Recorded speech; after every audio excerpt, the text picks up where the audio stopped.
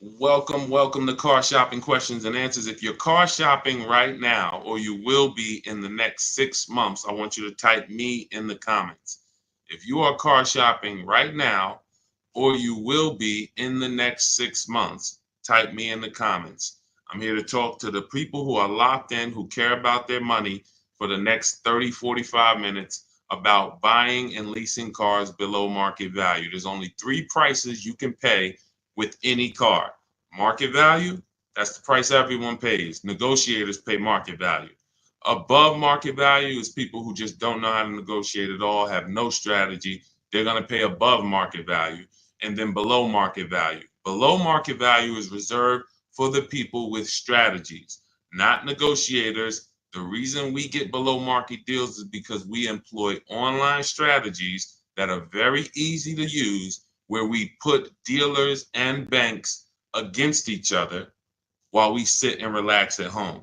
So start typing your questions. I do these live streams a couple days throughout the week to make sure you have all the answers you need to be able to buy, lease, and sell cars for the maximum money.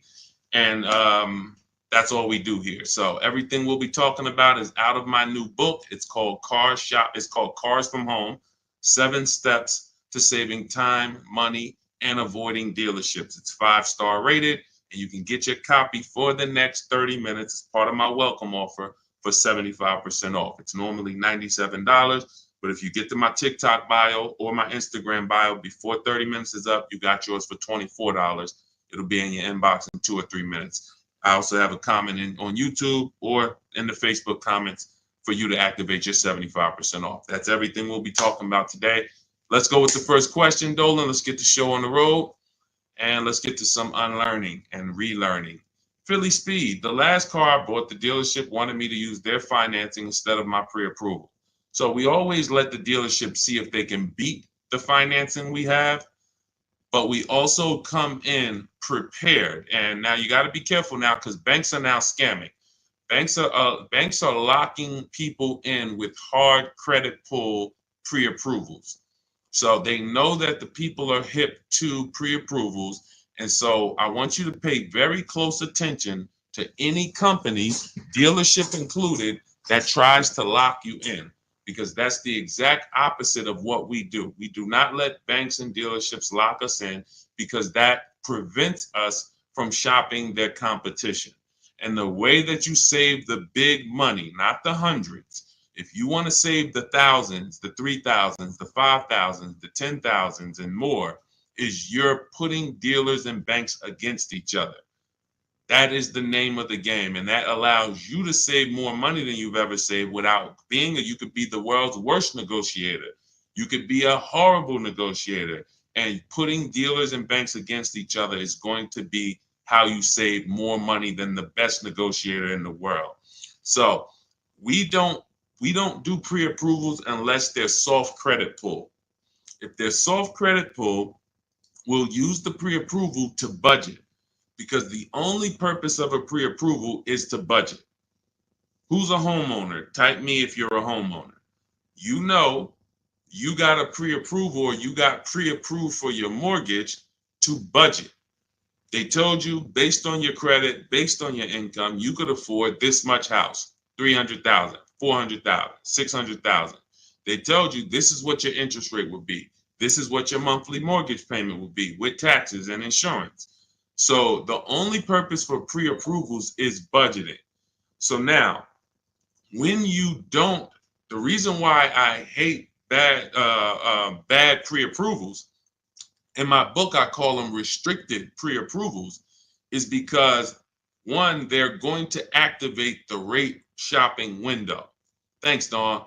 The rate shopping window is a period of time that the credit bureaus give you to let multiple banks and lenders access your credit with a hard pull to compete. So within a 14-day period, you can have 20 banks access your credit, give you their best rate, so that you know you got the best rate because you created competition. Now, once you activate the first hard pull, the clock starts ticking. The clock starts ticking. And when you start, even see, You think this is your bank. It's not your bank. You don't own it. We don't own these banks. These are for-profit companies. Just like somebody said to me the other day at the gym, hey, I went to my car dealer and they told me this. I said, you own a car dealership? He said, oh, no, no, no. I meant the dealership that sold me the car. Okay, use those words wisely because it's not your dealership and it's not your bank. These people would not even want to know you if you weren't giving them money. So now that you actually know the truth and you're aware of what that is, let's start putting these people against each other so you can find out that these people aren't truly your friend. So the way we do it, I have a strategy I call the bank bidding war.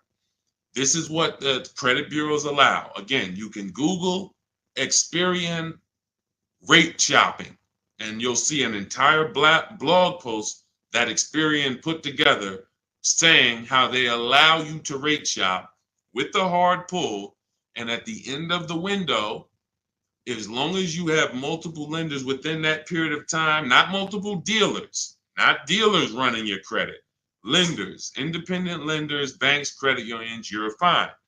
At the end of the window, it's going to weigh on your credit like one hard inquiry. So if one hard inquiry would have lowered your credit score 10 points, 20 hard inquiries are going to lower your credit score the same 10 points because they see you're shopping for your rate. You don't get penalized for being diligent. You get rewarded because they know if you're shopping for your rate, you care about the $2,000 and $3,000 and $5,000 in your loan that you could save by getting the best interest rate. So we do this after we find our car, Philly Speed, because once we find our car, first of all, let me say this one thing. We separate who we buy our car from who we get our loan from. These two different people, because whoever wins the bid gets our loan. Whoever wins the bid gets to sell us a car. It's not the same person. It's not the same companies. What's up, Sheila? Good to see you, Sheila. So this is so once we find the dealer who's going to sell us the car, they win the bid, used car, new car.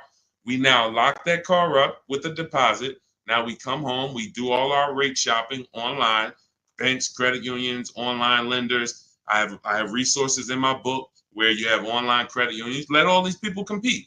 Then we call the dealer and we see if they can beat it. This is how we guarantee that we're not paying 7.2% interest when we could have been paying 5.9% interest. We're not paying 6.9 when we could have been paying 5.19. That's big money. And I know you haven't been taught that. You've been taught, oh, let me just focus on this, my monthly payment. That's one of the worst things you could do is being a payment shopper. Being a payment shopper, hey, give me the $400 a month for this car. We got a deal. That is one of the, and in fact, that's the first video I made on TikTok that really introduced me to the world. Is the worst thing you could do in a car dealership. Just say, get me to this payment, we got a deal. Payments they can manipulate. $400 a month on a loan is 5 years, $20,000 on a regular loan. There could be $30,000 on a lease, $35,000 depending on the car. On a lease, could be $18,000, $15,000 with bad credit. $400 a month. There's so many ways to get this $400 a month. So you don't want to be mixing these things. You want to separate your loan shopping from your car shopping. And it's easy when you're paying cash. Cash buyers don't make these mistakes. Cash buyers still overpay. They don't get, unless they're bidding, but they don't make the mistake of mixing their payments and thinking, wow, just because I got a good monthly payment means I got a good price on the car. Absolutely not. You could have a great monthly payment, but you paid a terrible price for the car. Two totally different things. That's why we separate them. Go ahead, Dolan. I see a lot of questions coming in. Let's go. We'll keep more coming. Let's go. You ever had bad? Okay, let's go to the next question. I don't even know what that means. I don't even know what that means. Go ahead, Dolan. Next question. Maybe there was a typo.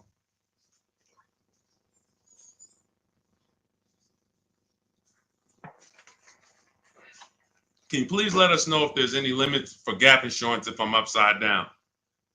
It depends on on the coverage. You need to find out the coverage. There are gap insurance policies that I've heard of that didn't cover the entire shortfall. So, for example, if your vehicle is worth $25,000, but you owe $30,000, you're upside down. If your vehicle gets stolen and not found or totaled, you're going to owe money. And I've seen this happen so many times throughout the years because people didn't get gap insurance. They'll literally total their car. And then so now you got a horrible life event that happened. You got into a car accident, and then you get a bill. You get a bill, and people are like, wow, where did I get this bill from? And it's like, your car was only worth 25, but your loan was 30.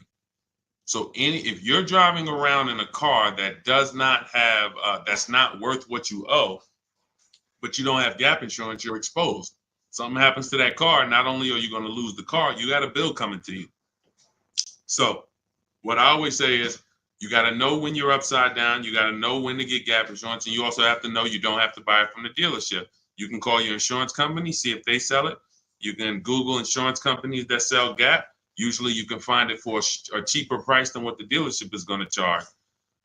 But some of the worst, it's insult to injury. It's not many things like losing your car and then getting a bill on top of that. That's almost as bad as like having a car that's breaking down and then you got to fix something on it, but you still have a car payment. So the car doesn't drive, transmission's out, but you still got to make a payment every month. It's like, those are two of the toughest things. So know when you need gap insurance. Don't skip that. That's not a smart decision at all. But then check the coverage too, because he's asking about coverage. Check how much coverage. Do you have $15,000 of coverage? When you get your gap insurance policy, ask how much is covered if, God forbid, the vehicle is totaled. Go ahead, Dolan. All right. Hey, what's up, MT? I'm in the market to lease my first Mercedes. I'm looking for an S580E. Make sure you get multiple offers. So let me give you an example of somebody who shops for a luxury car, gets multiple offers, and this was an electric BMW. Where's Teddy's deal?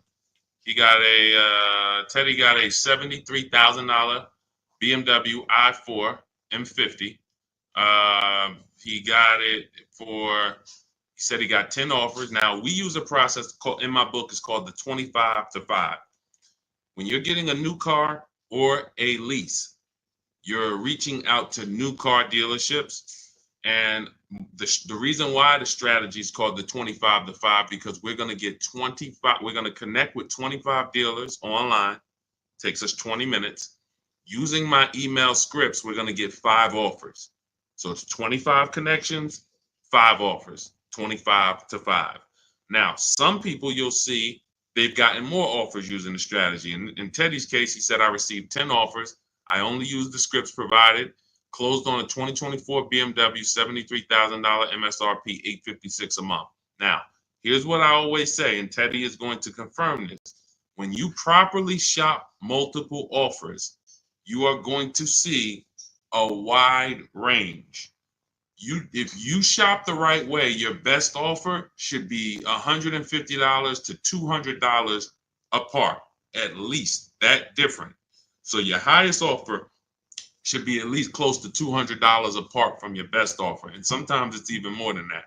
So in Teddy's case, you can see the dealer's initial offer came at $937 using the counter offer calculator, which I have in my book. You get access to this calculator where we put all our offers in, and then it spits out the counter offers based on the best offer we received.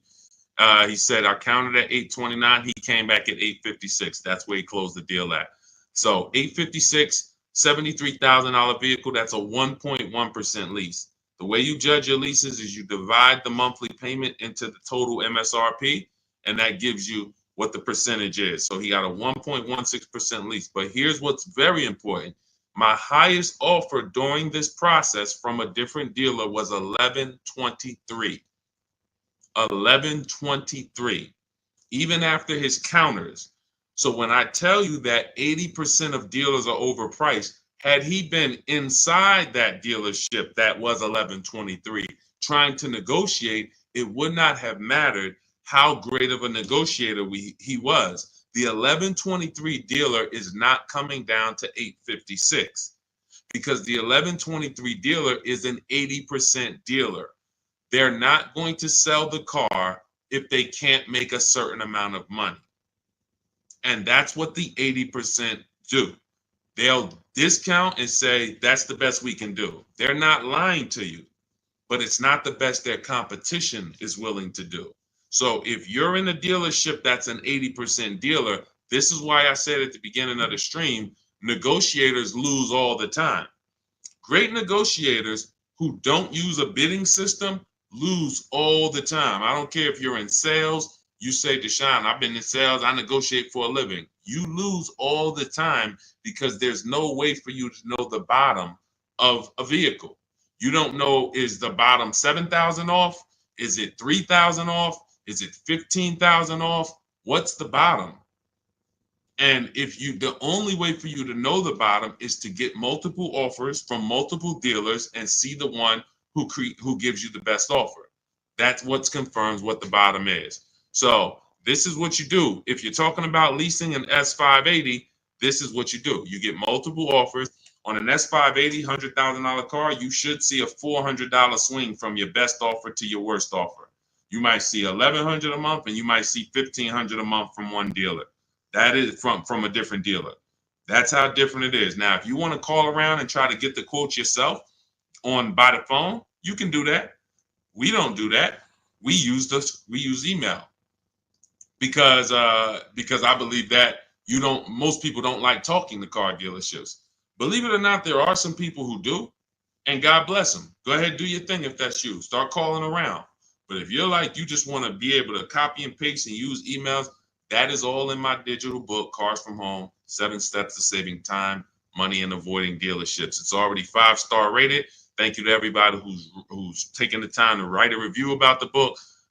This is one that we got the other day. Marguerite, I started pulling these up. This book is a must if you're thinking of getting a new or used car. So much has changed in the process since I bought my car 40 years ago. Think of it as a workbook. Even though you finish the book, you'll refer back to it several times. This is another one that I snatched. Deshone Auto book, Leave Nothing to Chance, from A to Z. He covers every aspect of car research, acquisition. I use the step-by-step approach from securing financing first to better understanding what I could realistically afford. Researched several vehicles, which led to the certified pre-owned. I reviewed my car specs, model years. See, what he's doing is he's walking you through the process I walked him through. That's what it is. It's a process. So when you get Cars from Home, my digital book, you now have a process for getting below market leases, process for getting below market car deals, a process for selling your lease instead of returning it to dealers and they go and sell your lease and make $2,000, $3,000, $4,000 and you didn't even know you could sell leases. You sitting here like, man, I didn't even know you could sell a lease. How much has that cost you? Let me ask you a question. You're like, Deshone, I didn't even know you could sell a lease. How much has just that alone cost you? If you don't know you could do it, you certainly don't know how to do it. There's still you listen, honestly, you might have been taught you can't even sell your car without the title. Who was taught that? I got to have my title before I could sell it. And I know this is true because when I was at the Mercedes dealer, people would walk in and the guy would be like, Deshone, is that the new one? I said, yeah, that's the new, the 20, whatever. I said, all right, as soon as I make my last payment, coming back to see you for that. I know. Most of the people are not going to admit it, but they didn't know. They don't know this stuff. So the reason why we have to get, I'm talking to you who are honest, who are willing to be honest and willing to take the bad news, because that's how we change. You cannot, if you won't admit that you didn't even know how to sell a lease, then how are you going to get to the point where you can sell leases and make $2,000, $3,000, $4,000? See, I always meet people with bad news because I care about your car deal. I'm not the person who meets you and says, hey, Milton, you're doing a great job. Brandon, Rindy, you guys are just doing a great job buying these cars. Look at your deals. Wow, you're getting 1% leases. Wow, look at all these offers. You're getting $5,000, $10,000, $15,000 off on all of these offers. Great job. Oh, man, look at your pre-owned car. You got a huge discount. Originally, this car was $50,000 and you got it with good mileage for $26,000. Wow, you got a great discount on this pre-owned car. That's not how I'm meeting you. That's not how I'm meeting you. I'm meeting you. You don't even know that you should be getting the new price of a used car. You're looking at a used car. Duh, I'm looking at a 3-year-old car. Deshone, how do I know if this is a good deal? Well, we need the brand new price.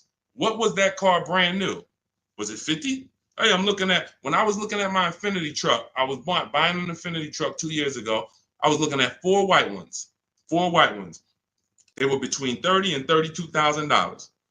Now, most people would have just said, oh, well, let me pick the best one. Close my eyes, did a roulette, and they would have got in trouble. Why? Because I know, which is what I teach you in my book and what I teach in these streams, you have to get the new price. So now I get the new price and I find out one of the vehicles brand new was 46, one was 48, one was 52, and one was 54. Brand new. So all of those cars, when they were 30 to 32, they look similar. Oh, they look so close in price. But once I understand that, oh, this one's 46. That one has $8,000 more equipment in it. The price became far.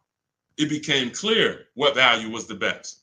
Somebody would have picked the $46,000 car and said, oh, well, that one they were asking the lowest price. Meanwhile, for $1,500 more, you could have got $8,000 more equipment. This is value. So these are the things when I meet you, this is how I come. Deshone, I know I made a lot of mistakes. I'm willing to hear the bad news so I can get to the good news, so I can stop making these mistakes. That's all we're here for. And if you could take that, then we're going to be fine. You're going to be just fine. I can help anyone get below market deals who's willing to unlearn. That's it. If you're willing to unlearn, you're good all day. Okay, so that's what you do, MT. Get bids, multiple bids. You need to get at least 5 bids for that Mercedes before you make a decision. Once you get the 5 bids, you'll have a clear winner. That's who you do business with. Go ahead, Dolan. And matter of fact, let me show this Mercedes discount too. Just so you know, MT, we just had somebody who got a Mercedes. And just so you know how much money is in there, you got to zoom in on this. But this was a $79,000 Mercedes electric one, just like the one you're talking about getting, except this is an EQE. And Milligan got $27,000 off. That's 20. Let me put that back on the screen. If you're on Instagram, if you're on YouTube, you can see this. $27,000 off. So I don't want you going in there thinking that, hey, if I could get $5,000 off, that sounds like a deal to me. Well, unless you get multiple offers, or you could leave a lot of money on the table, you'll end up overpaying by like $15,000, $20,000 and never know it. Go ahead, Dolan, shoot that next one up. All right, welcome to the new people who just jumped on. This is Car Shopping Questions and Answers. We're doing rapid fire Q&A. Any car question, throw it up, type it up. Dolan will pull it into the screen. And shout out to the people who have liked the broadcast. Hit that like button. It means a lot. You make sure you run once you do that, you let the algorithm know we're talking big money over here. All right, ID Corals. What's the most discount seeing on a RAV4 Premium? You're feeling for the bottom. That's a losing strategy. So when I look at a vehicle like Tiffany's vehicle, Tiffany, look, she gets a Mazda 2024 CX-90. Her best offer from all of her bids was $6,530 off. At the time last year, Eddie got a Toyota 2023 hybrid Camry. Those were hot. His best offer at the time was $2,086 under MSRP. That was a time when people were still charging over MSRP for some of these hybrids and some of these Camrys. So you don't know what your offer is going to be. I wish I could tell you that, hey, a Jeep Grand Cherokee, if you get $7,000 off, that's the bottom. A BMW X5, if you get $6,000 off, that's the bottom. No one knows. And frankly, there's never going to be a way to know. The only way that you possibly could know is if you're in our network and you see people who make a deal. I'll give you an example. If I see Ansley picks up his QX, his Infinity QX 60. I see Ansley, let's see, he picks up his Infinity QX 60, $58,000 vehicle. He gets it for $554, no money down. He leased it. $554, no money down on his lease. That's a under 1% lease, if you're not aware of how leases are judged. Savvy people all know about the 1% rule. So if your lease payment is 1% or less than the MSRP, you stole a vehicle. So this is a 1% lease, no money down. That's the only way we can judge a 1% lease, not with money down. So when I look at the discount on this, he probably got $7,000-8,000 off that Infiniti. He might have got you can't get that type of payment without getting huge amounts off and huge rebates. But he did not know that he was going to get that type of payment on his Infiniti. He did not know that he was going to get that type of payment. He went in, he shopped the market using our strategies. And just so you know, once you know how to do this, it only takes you 90 minutes to shop the market. When you see these people, look at Ansley's last sentence. Started the process Saturday, accepted a deal Monday. This doesn't take you, I'm not ever going to spend more than 2 hours car shopping to get a deal. Never. 90 minutes tops, I'm going to get a below market deal on anything. So when you look at the process of using a computer, this is what they're made for. See, the problem is you're just not using computers. You're not using the internet. You use the internet for Amazon, don't you? Don't you use the internet to shop competitively from Amazon, to go on websites when you need to buy something big? You're going to the internet. But when you need to buy something like a car, you're going to the dealership, not the internet. When every dealership in America has a website that you could be reaching out to them and making them compete. But no one knows what the below market deal is going to be, Cora. It's just ID corals. There's no way to know. We have people who, you saw Milligan, her below market deal was $27,000. It depends on the vehicle. That was an electric Mercedes. Sean's below market deal on a F-150 Lightning that he got was $20,000 off. Where's his deal? Look, Kimberly, she got a Maserati. That particular Maserati, the below market deal was $20,000 off. But as I said, Sean, $20,000 off. But Tiffany was $6,500 off. So when you see on the Mazda, so it's different for every vehicle. You have to understand that. And there's no way for you guys to know that.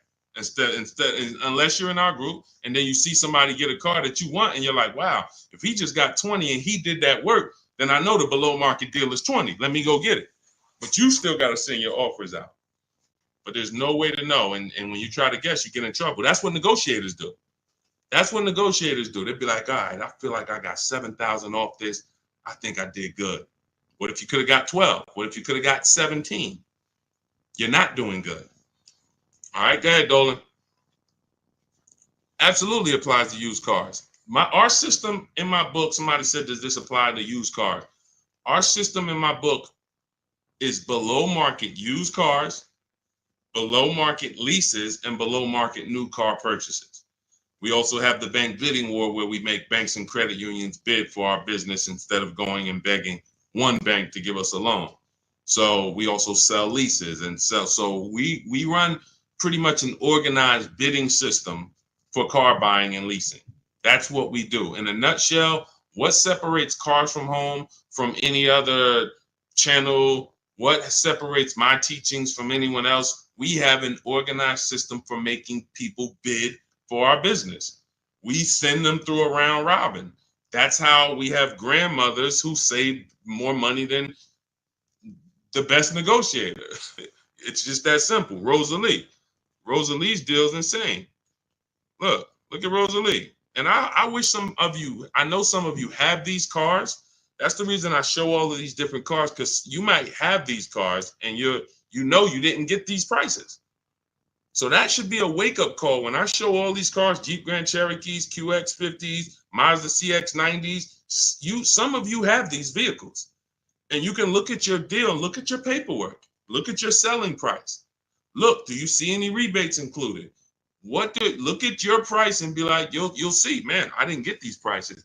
She got a 2024 Infiniti QX60, $59,000 vehicle. Look, her payment is $592 a month. It's a $59,000 vehicle. Some of you lease this vehicle, you put down $5,000 and your payment's $500 a month. She put down nothing. So this is below market. I told you at the beginning of the stream, it's 3 prices that you can pay for any car. 3 prices. Market value, that's what negotiators pay. Above market value, that's for people with no strategy pay. Can't negotiate, no strategy. Just please, just get it over with. Tell me what it costs. They're paying above market value. And then below market value. Below market value is reserved for the people who know how to make people bid and compete for their business. Okay. All right, go ahead. Every time you get a hard pull on your credit, it brings down your credit score. That's why you want to mix them with, you want to have, all right. So first of all, you want to understand that this is called the bank bidding war. And this is an organized process that we created based on what the credit bureaus allow. The credit bureaus allow you to have multiple banks and lenders access your credit within a certain period of time, and it will show as one hard inquiry on your score. You'll see the inquiries, but the score, where one inquiry might drop your score 10 points, you could have 20 inquiries, but it's still going to be the same 10 points. And you can Google very simply, go to Google, type in Experian, which is a credit bureau, rate shopping. And you'll see the article that Experian themselves wrote telling you how you can rate shop. Banks don't want you to know this. Dealerships don't want you to know this, but we do this. So this isn't something that's new to us. It may be brand new to you, but think about that. If you are letting a lender lock you in to one offer, that means you're not shopping your interest rate.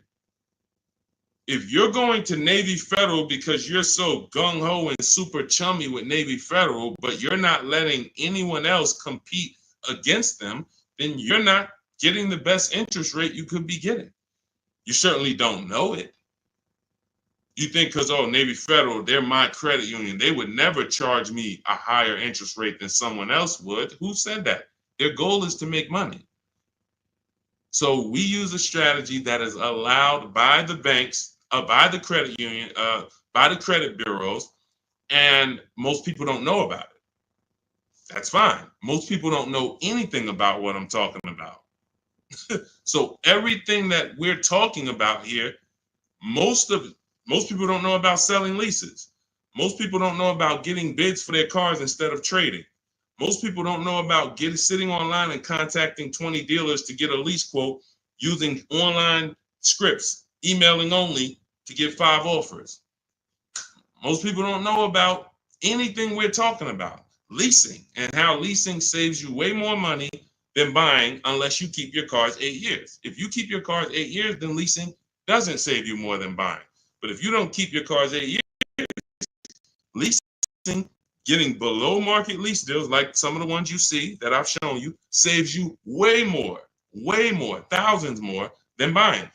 Most people don't know any of this. So it's not about that. It's about, will you know it, Dawn? I don't care about what most people know. I care about the people who are like, look, I want to know this. I want to know how to make sure I shop for my interest rate and don't let the dealer shop for it for me, or don't just let one bank give me their offer. No, it's too much money.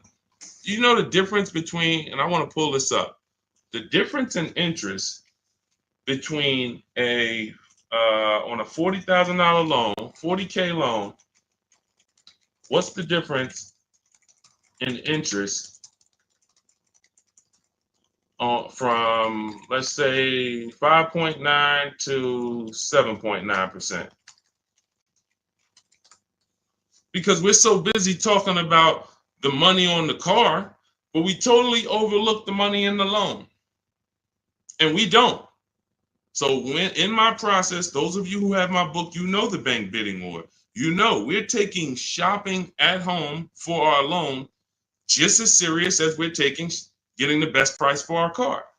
So look, on a loan period, 5-year loan, interest paid on a 5.9%, 5.9%, hold on, interest paid at 5.9 is 15.8, difference is 4,000, positive comparison, and interest cost $40,000 loan over 3 years and 5 years. $11,000 in interest? That can't be right. Interest paid is that can't be right. Hold on.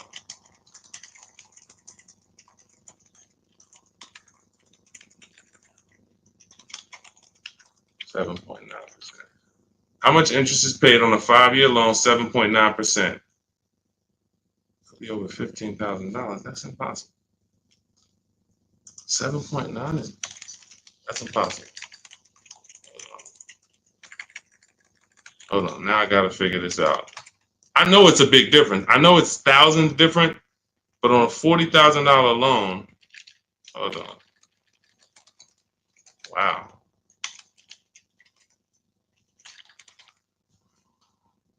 All right. So if I put in a $40,000 loan, 60 months,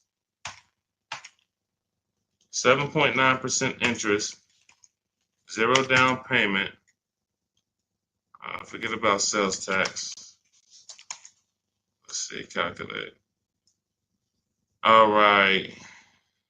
Principal, interest. Why is it not giving me? Here we go. Total loan interest is $8,500. Okay, that sounds more right. Okay, so on a $40,000 loan at 7.9, interest is $8,500. Now at 5.9, interest is $6,200. $6,200 versus $8,500. That is $2,300. $2,300 from 7.9 to 5.9. So when Navy Federal gives you a 7.9% rate and you're just like, oh, well, I guess I'll just take it. That's my credit union. And you're not shopping them. You're giving them money without even trying. And everything we do is quick, simple from home. But you need to understand how much money you have given to these banks and dealerships by just not making them compete. You're not just magically getting big money off and saving all this money. That's just not, it's too much money in car deals. Go ahead, Dolan.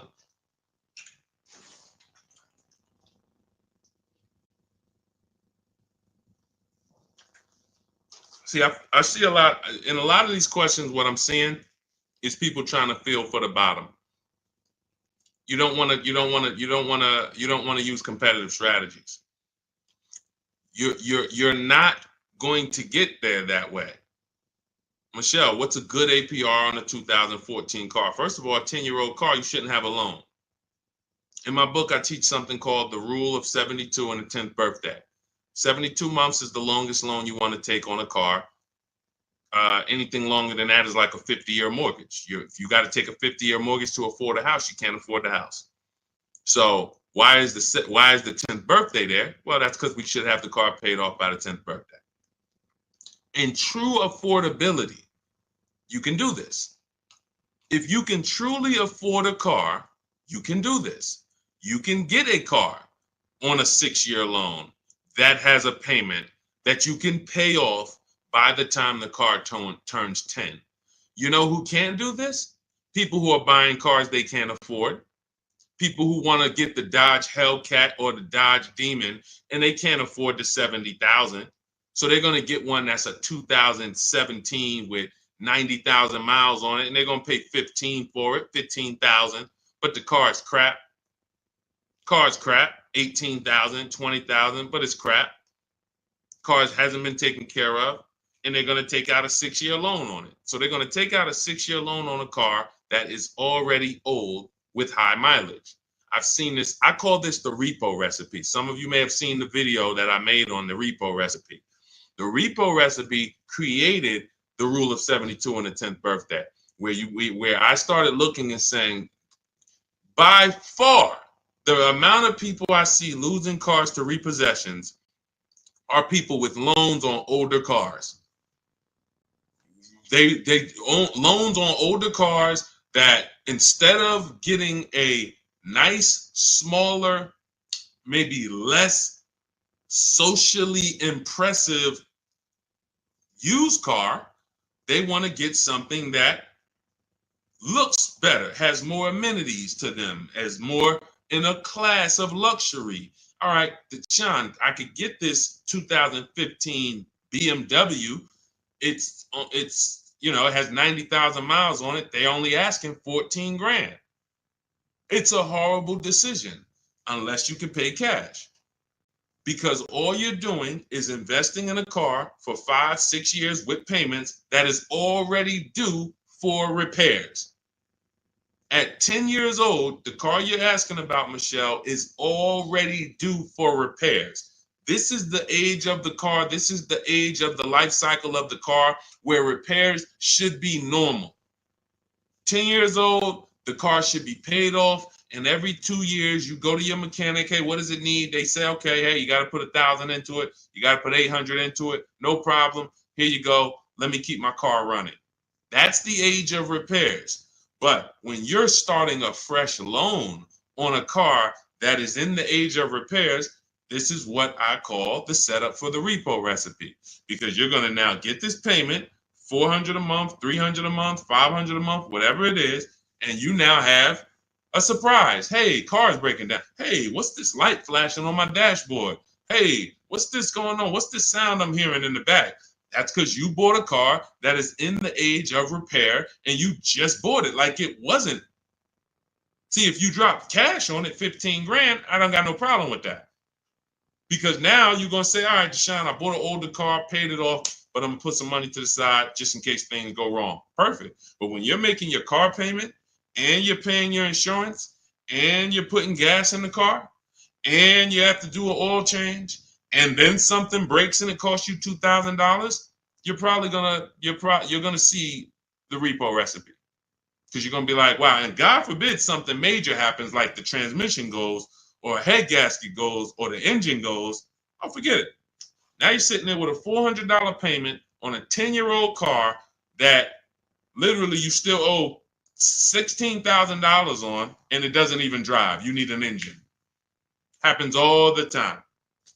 I've been seeing it happen since 2006 when I got in the car business. And what's the reason?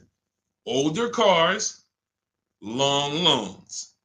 Let's get these older cars, instead of being frugal and saying, all right, I could afford $300 a month. Let me go get an inexpensive, smaller used car that I can get something that's 5 or 6 years old, where it'll take care of me. It's not going to have all the bells and whistles because I don't have the budget for that, but it is going to be dependable. It is going to get me from point A to point B. It will allow me, it won't surprise me. I'm not going to come out one day to go to work and the car is broken down on me. Now I'm calling out of work and I got to call a tow truck and all of this stuff you're going to have with this 2014. So these are the things that I speak to my family about, to my friends when I was in the car business. These are the things that I would speak to people about, Michelle. A loan on a 2014 is a horrible idea. I can't even tell you what a good APR would be, but if you had said what's a good APR on a 2020, I can tell you we need to bid that out. We don't know what a good APR is. Is it 5? Is it 4.9? Do they have a special interest rate, 1.9? What's the best we're going to get? We're going to put it through a bank bidding war process, and we'll see. That's it. But a 2014, that's just too old of a car to have a loan on. Go ahead, Dolan. Everything I'm teaching is inside my new digital book. If you want the entire blueprint of everything that people like Pierre have used, people like Zafrina have used to get these below market deals, Teddy, people like Jared, look, Greg, some of you know Greg, he got his EV6 Kia, $56,000 vehicle, $527 a month. Everything that these guys have used and girls have used to get these below market deals is in my new digital book. And you can have it for 75% off. That's my welcome offer, but it's only for 30 minutes. After 30 minutes, it goes back up to $97. So if you want yours for $24, head to my TikTok bio now or my Instagram bio, click the website link there, and then click the button that says 75% off new book.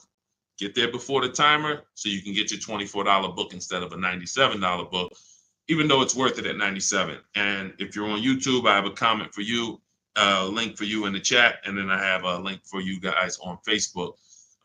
But that's for those who want the blueprint. It'll be there. And make sure when you get your book, you screenshot the thank you page, because it has my support team's email on there, just in case you type your email wrong. Want to make sure you can reach out to support to get your book. Go ahead, Dolan. Does your book go into detail about cash purchases? Cash is simple. It's just simple. You're using one step of the bidding process. If you don't have a car to replace, then you're using one step. If you have a car to replace, then you still be doing the equity assessment to sell your old car. You just wouldn't need the bank bidding war because you're not financing. But for sure, if you use you'd be using the same process that Milligan used. Milligan used to save $27,000 off her car. Pierre, he got his pre-owned Mazda. He got 20% off certified pre-owned CX5. Used the perfect budget calculator. Spotted this best deal of similar listings, and then he knows how to get the original price to make sure that he got the biggest discount from the new version. Somebody like Vincent. Vincent gets a Lincoln. He wanted to get, what I like about Vincent is he got more discount than he went in to get. I can't even see all of these people. Here we go. Vincent, he said, I bought a 3-year-old Lincoln Corsair, under 45,000 miles. He targeted to get 30 to 35% off original MSRP using the multiple marketplace strategy in my book. He got a 43% off MSRP, original MSRP. See, that original MSRP, that's different language. That's language that you should be using when you buy a pre-owned car. There's no pre-owned car that you should be buying from this day forward and the original MSRP is not in your language. It just makes no sense. How do you know what the price is if the price you're paying is good or not? What are you basing it off of? Market value? What the other ones are listed at all? That doesn't matter. What matters is how much was that car originally? 60,000? Okay, now they're offering it for 30. It's 50% off. How much was this car originally? 52? Now they're offering it for 30. Okay, what's the better discount? That's what matters with a used car when it comes to getting the best price. Now, that has nothing to do with getting a quality car. We have different steps we take to get a quality car. You got to get it. You have to check the Carfax. You have to look at the title. We don't want salvage title. We don't want frame damage. We don't want rebuilt titles. We don't want rentals. So you're checking the title. We're looking at accident history. We're looking at service records. We're checking to make sure that there's no bad data on that vehicle. It doesn't have electric problems, doesn't have software problems. We do all of this in literally 15 minutes. That's our steps for making sure we don't get a bad used car. But when it comes to pricing, you must know the original MSRP or you can't, nothing else matters when it comes to used car pricing. So that's all in my new book. Grab your copy. You'll have the entire blueprint for how we do this. Go ahead, Dolan.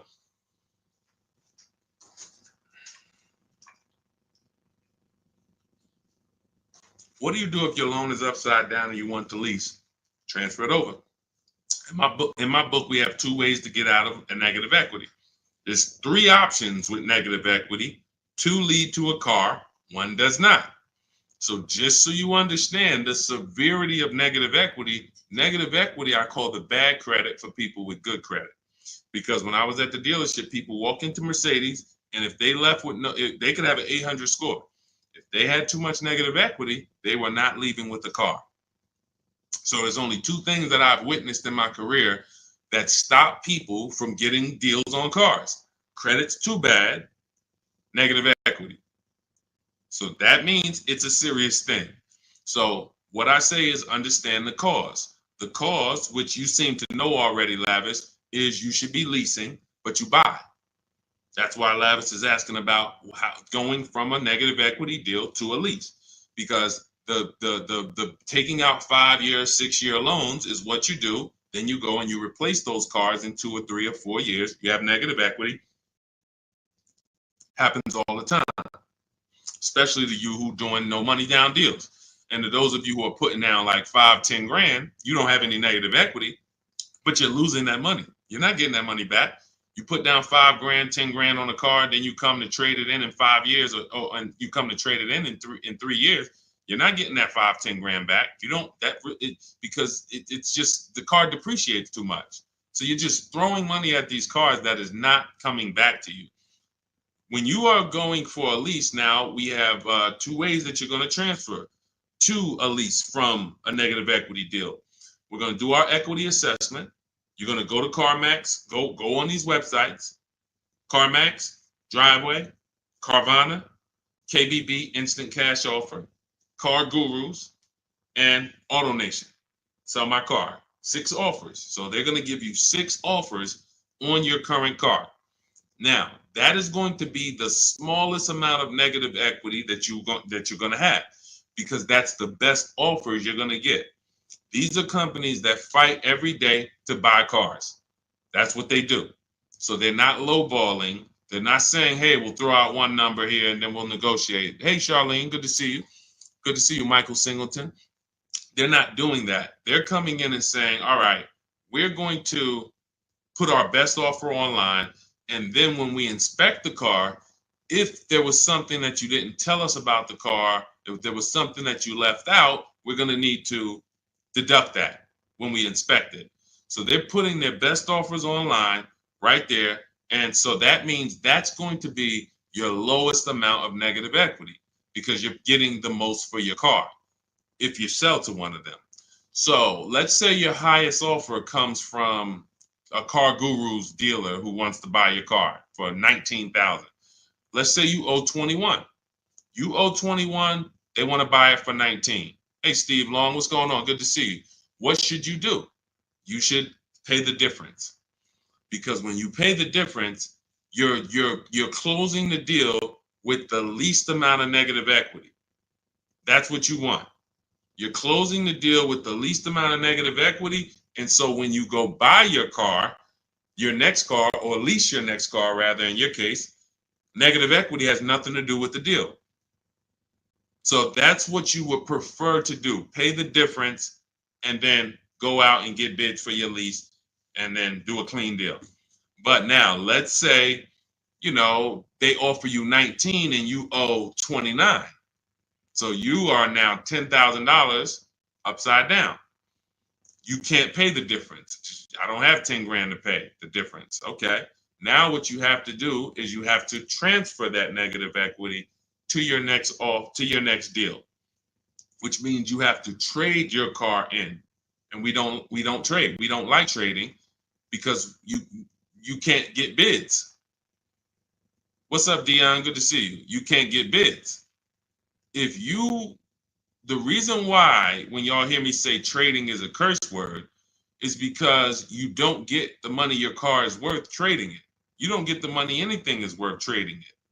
So now you've bought this car, you found this deal, but now you have to go to the dealer and say, all right, I need you to take a look at my car. Now, what happens if Carvana offered you 19, but this dealer can only pay 17?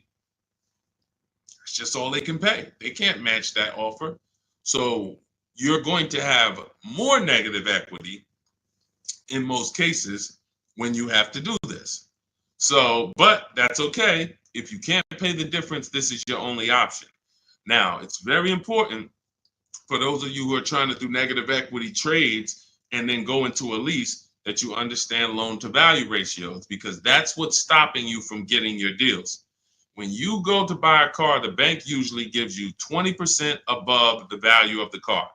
That's the max the bank is going to really give a person with good credit. Sometimes a little more, but we'll use that it could go to 25%. Ridiculous banks will go to 30%, but 20% is really benchmark. So if the car you're buying is 40, the bank is going to lend you max 48,000. That's 20%. So no dealer, no bank.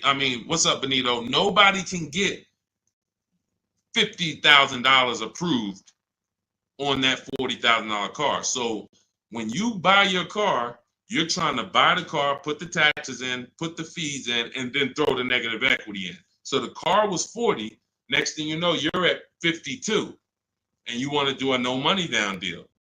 And you're wondering why you can't do a no money down deal, because the bank is saying we're not going to lend 52 on a $40,000 car. That's when they come to you and they'll say, hey, you got to put money down. Can you come up with $5 grand? Because we can't get the bank to approve it. It's loan to value. Now, also, what you need to keep in mind is when you can get big discounts off the vehicles, you can actually bring over more negative equity. When you look at Sean saved 20 grand off his vehicle. If he had to throw 7 grand negative equity on there, he could do it. If you had to throw it, honestly, he got a $20,000 discount. If he had to throw 20 grand of negative equity on here, he could do it. Payment's going to be high, but he could do it. It wouldn't affect the loan to value ratios because he got a huge discount off the vehicle. We talked about Tiffany. She got $6,500 off of her vehicle, her Mazda CX-90. If she wanted to slap $7,000 of negative equity on top of this deal, she could do it because she got a big discount. And the bank says, well, we're basing the loan off 44, not the fact you bought it for 36, 38. You got a big discount, but that we don't care about that. We're looking at 44 and we'll lend up to 51 or whatever. So if she gets $7,000 off and she wants to throw $7,000 negative equity, the bank's going to say that's fine, no problem. So it has a lot. It has a lot to do with how much negative equity you have, and also what is the vehicle you're getting and how much discount did you get off that vehicle. That's what matters. So make sure you understand what's causing negative equity, which is for you. So because, like I said, Lavish seems to understand she's going into a lease, but the cause for negative equity is buying cars when you should be leasing. Very simple. Yeah, Bella, that's a $7,500 rebate, and that's not the only thing you should be thinking about. Like you want to look at what discount can you get in addition to the $7,500 rebate. That's how we have people that are saving, $15,000, $10,000, $20,000. They're getting the rebates for the electric vehicles, but they're also getting huge discounts from the dealers that are winning the bid. Go ahead, Dolan, shoot the next one out. Okay, all of this is in my new digital book. It's called Cars from Home, 7 Steps to Saving Time, Money, and Avoiding Dealerships. This is the blueprint. This is 14 years of car business experience with Mercedes, with General Motors, and running my own brokerage and teaching thousands of people online how to get these below market deals and using a system. We don't wing it. It's not an accident. It's not like, oh, I hope this works. This is a particular set of things you do online to make dealers and banks bid, and success is guaranteed. If you trust my process and forget about your old way of no process, you will be fine. The success is guaranteed. So as part of my welcome offer, you can get the book for 75% off. It's normally $97 because it's worth every penny. I didn't want to price the book like it was a regular book because it's not. So it's normally $97, but for 30 minutes, you can get your copy for 75% off as long as you get to my TikTok bio, click the picture of me before 30 minutes is up. The welcome offer is only 30 minutes, then the price goes back up to $97. So you can go to my TikTok bio, go to my Instagram bio, click the website. You can go to the comment section on YouTube or the comment section on Facebook. Click the link and get your 75% off. But make sure when you get your book, you screenshot the thank you page, because it has the link right there to open the book. And then I also email you a copy, but sometimes you'll type your email in incorrectly and we can't email it. So you'll have my support team's email just in case. Is Capital One a good option to finance a car? We get bids. We spent a lot of time. You must have just jumped on, Jen. We get bids. There is no bank that is giving you the lowest rate. If a bank always gave you the lowest rate, they would be out of business. So when we consider what lenders, why do you think there's people in the money business? There are people in the money business. They don't care if you buy a car. I see you, Genome Hamilton. We'll get to you. Get that question from Genome on Facebook, Dolan, next. So why do you think there's people who are in the loan business? They don't sell cars. Banks don't sell cars, they sell money. So when you just see the overpaying, I told you guys, it's 3 prices you can pay for anything you get: market value, above market value, below market value. That means you can get a market value loan. That's the average. You can get an above market value loan, which is above average, 2-3 points higher than what you could have got just because you were lazy. Now you're paying not 8.2%, but you should have been paying 5.7%. But you just didn't bother. You just said, okay, I guess this is it. But below market deals come from competitive offers called bids. So when you are when Capital One should be a bank that you get a bid from, Navy Federal, Bank of America, Community Credit Union, Lightstream, everyone and anyone should be in the bank bidding more, because the more the better. So when you get my book, you get the bank bidding war blueprint. For those, every time you're going to finance a car, you would use that process to make banks and credit unions bid for your business, so that you guarantee you got the lowest rate. You don't drive off hoping you got the lowest rate when you didn't even make anyone shop. How would you have the lowest rate? There was no competition. We cannot get money off when there's no competition. The big money, the thousands of dollars off that you're seeing, is reserved for competition. This is reserved for people who make people compete for their business. That's what the big money is reserved for. Look, 4 days of leasing like a boss. Started with a Kia Telluride EX. That was my first choice. 15,000 mile a year lease, range from 642 to 753. Moved to Honda Pilot EX. All-wheel drive is choice B. Got quotes between 616 and 719 after contacting every dealer in North Carolina. We do this totally online, so Melissa's talking about the entire online process. The dealer I ended up leasing from originally quoted me 719, came down to 616 in 3 days, 0 at signing, 0.13% lease. This is what it's about. Competition. She knows she got the best price. You can't go to her and be like, Melissa, you think you could have did a little better? She's going to be like, look at all the offers I got. Do you think I could have did better? You're going to look and say, no way. See, competition is what gives you the peace of mind. Every time you buy a car, why don't you have peace of mind? Why are you driving away hoping? Driving away, oh man, you think we did all right? Should we have gotten tried to get more for the trade in? Shoot, we ended up putting 3,000 down. We only wanted to put 1,500 down. This is how you're leaving the dealership. Why? Because you're not making people compete. So when you're not making people compete, you're begging for discounts. And you have no leverage to be able to compare to even know that you got the best price. You have nothing to compare it to. So when people come on the stream and they're like, hey, Deshone, I'm paying $519 a month for this car. Is that a good deal? You have nothing to compare it to.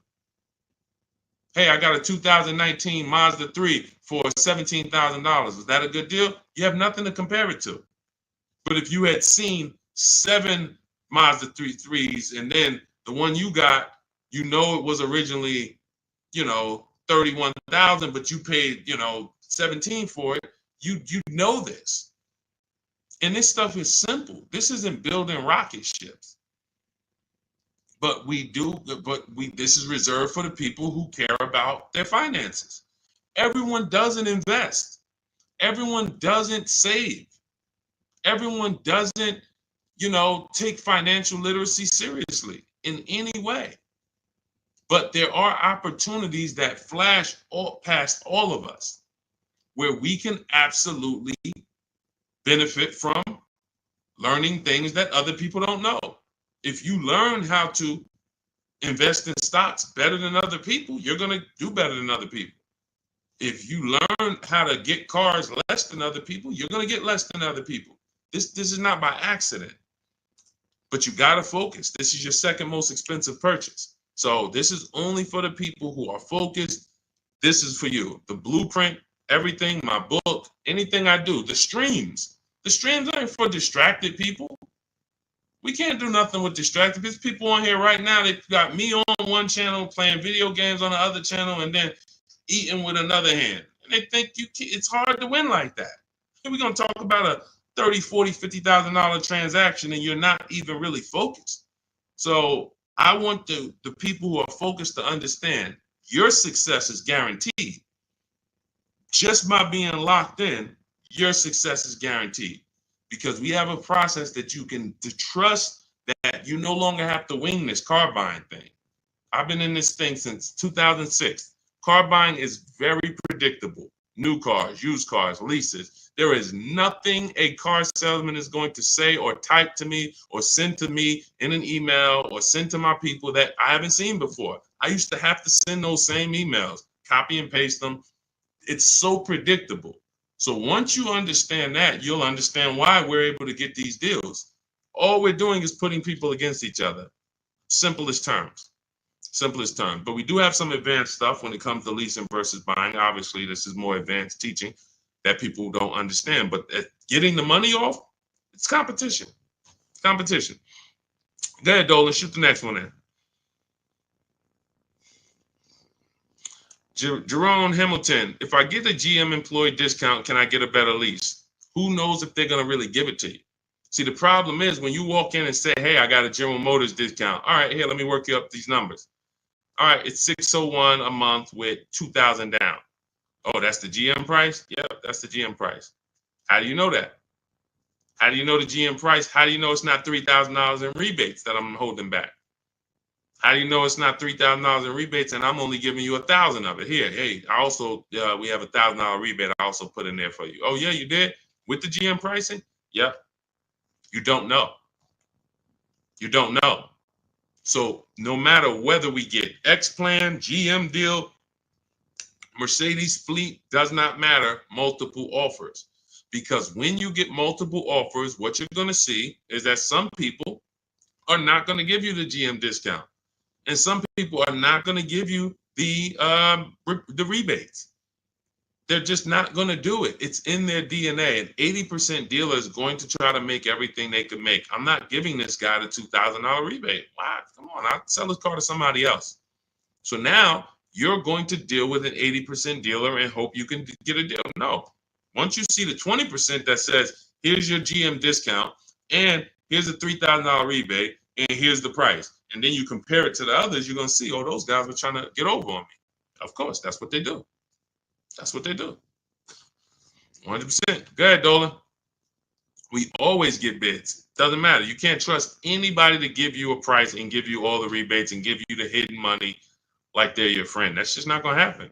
If they rather make the $5,000 themselves, why am I volunteering money that you're not even asking for? You came in and you asked for a GM discount. I'm giving that to you, maybe. But you didn't ask me about these rebates. You didn't ask me about, I don't need to volunteer this. This is how they look at it. So many times you get in there, you go, oh, give me the invoice price. Can you give me the invoice price? We got a deal. Man, if half these people that I've shown you on this stream had accepted invoice price, they'd be looking at these prices that they paid and saying, why the heck did I pay that price? Invoice price means nothing. What if you got a $7,000 rebate, $15,000 rebate on some of these vehicles? What if you got a $4,000 rebate? Invoice price has nothing to do with rebates. So now, all right, I'll take off $2,500 to get you the invoice, but what about, that's it? You happy with that? Yeah, that's all I want. My father told me get the invoice price and I got a good deal. All right, your father was sadly misinformed. Unfortunately, thank you. I'm gonna take a vacation on this commission and we just made $7,000 on you. My cut is probably $1,200. I got a nice pay. Thank you. Thanks to your dad too. It's a good guy. Good guy. Keep following his advice. This is how it goes. Unfortunately, these people are not your friends. And as a former car salesman, I keep it straight. I keep it straight because unfortunately, most people on here, you just I'm going to my car dealer. These people are not your friends. You invite Charlie over to barbecues. Charlie is my friend. He's been selling me cars for 20 years. Sold my dad cars. Once you start making him compete, next time you buy a car, lease a car, say, hey, Charlie, look, I'm going to get a number from you, but I'm also going to get numbers from a couple other dealers. Hey, what you mean? Watch Charlie get mad. Watch Charlie get mad. What you mean? What, you don't trust me? I've been doing business with you for 20, 30 years. Yeah, but I want you to actually, I just want to, this guy Deshone told me I need to shop around, always make sure, because it's a lot of money I could be leaving on the table. Oh, man, come on, man. See, that's a person that never wanted to compete. He would rather come to your barbecues, be friends with you so that you don't make him compete. Because the minute you start making dealers compete, you're going to see how much money you've been losing. That's the only way. It's the only way. You start making these dealers compete, you're going to see, dang, I've been overpaying. Some people right now getting phone calls right now. Hey, come on in. We're going to upgrade your lease. Good news. We're going to keep your payment around the same price. Who's getting these phone calls? Who's getting these phone calls? Good news. I can get you out of your lease right now and get you into a new lease about the same payment. Who's getting those phone calls? Who's getting those phone calls? I ain't been on since 5 a.m., KD. Chill out, bro. Chill out. Who's getting those phone calls? Right? Hey, come on in. I could get good news. I could get you in the brand new 2025. You don't even have to you don't even have to put no money down. Come on in, right? All of that, right? Everybody's getting those calls. Why? Because 2022 and 2021, they overcharged you and your payment is so high, even though deals are a whole lot better. They were better back then, but they put you in a high deal back then. Now what they're trying to do is keep you in that high deal, hoping you're used to it. And they want you to think that's normal. They want you to think, hey, Mr. Hayes, yes, you've been paying $750 a month since 2022. Good news. The market is all bad. The market's bad, right? Oh, yeah, I'm hearing that. Thank you. Thank you. I'm glad you're aware. Now, see, you say stuff, you don't even realize you say stuff that helps them make more money. That's why we don't talk in my system. There's no talking. But when you say, a lot of my friends been saying, man, these prices been high. I don't even know if they ever gonna come down. Yes, thank you. You're right. You're so right. We say the same thing in here every day, Mr. Hayes. But the good news is this. I can actually get you in a new vehicle and keep your payment around the same price as your old 2022. Oh, yeah, you can do that? Yeah. Man, well, I really like to come down. Yeah, but listen, things have not, interest rates are high, right? Have you been following interest rates? Yeah, I have been seeing that they're high and they've been high for a minute. Yeah, so that's all affecting the prices we can offer now. But, normally your price will go up by about $120. Normally you go into the 2025, but, I see you bought a car in the past and I was able to pull some strings, work with my manager, and we can get you on a new one, keep your price around the same. Okay, all right. When can I see it? Come on down. When can it come down? That price should be dropping from $750 to like $520 because the market is entirely different. There's been great deals out here since the daggone pandemic. It's been great deals. During the pandemic, we helped Bonita. Bonita got her Telluride. She got it for $600 a month during the pandemic. That's why I always show her deals. $600 a month. People are leasing these for $800 a month, $900 a month during the pandemic. This was 2022 when people were leaving out of the dealerships with axes in their heads. Couldn't believe how high they were paying. She believed $600 a month, her dream vehicle. So these deals have been out here. Look, Greg made this deal. Look, we've been making deals, below market deals. Look at Danielle. $44,000 vehicle, $550 a month, no money down. Charles, Palisade, $48,000 vehicle, $597 a month. Hyundai Palisade, top 5 SUVs in the market the last 3 years. So the people who tell you there's no deals, they don't know how to get them. So yes, when you go into, when you don't have strategy, I told y'all, I've said it, I think 3 times, maybe 4 on this stream. There's only 3 prices you can pay. Market value, that's what all the negotiators are going to pay. They think they did well. All they did is pay the average price of a negotiator. Now you got above market value. That's for the people who can't negotiate. You don't like negotiating. You're not good at it. You just close your eyes and hope that it works out for you. You're paying above market value. And then below market value, which is what you see these people pay because they're not negotiators. They make people bid. And when you make people bid, You don't have to be a negotiator. If someone comes in to fix, you want to get your kitchen redone, and they tell you, okay, it's going to be $50,000. Yeah, hey, is that your best price? All right, yeah, all right, because I'm going to have 3 or 4 other people come in and get a number too. Okay, well, I might be able to get you from like 50 down to like 45. Okay, it's all right. I'm going to have another person come. Another person says, I could do it for 41. Another person says, I could do it for 60. Okay, another person, I could do it for 42. Now you're creating competition, and all of them you tell, hey, I'm getting multiple bids, and they're going to give you their best offer. Doesn't mean they're going to win, but when they know you are getting other prices, they're going to give you their best offer. And that's what I tell you. When people say that's our best offer, Mr. Nunn, that's my best offer, Mr. Henderson, they're not lying to you. That's their best offer. They're not going any lower because they want to make a lot of money. Look, man, I'm making $6,000 on this car. If I can't make it, I'll sell it to someone else. I'll sell it to someone else. I don't need to sell. That's how the 80% of dealers think. You expect the incentive to get a lot better the next few months, especially Ram. What are the incentives now? Unless you can tell me that you shop multiple dealers for Rams and you can show me 5 different offers you've gotten on a Ram, you don't know what the incentives are now.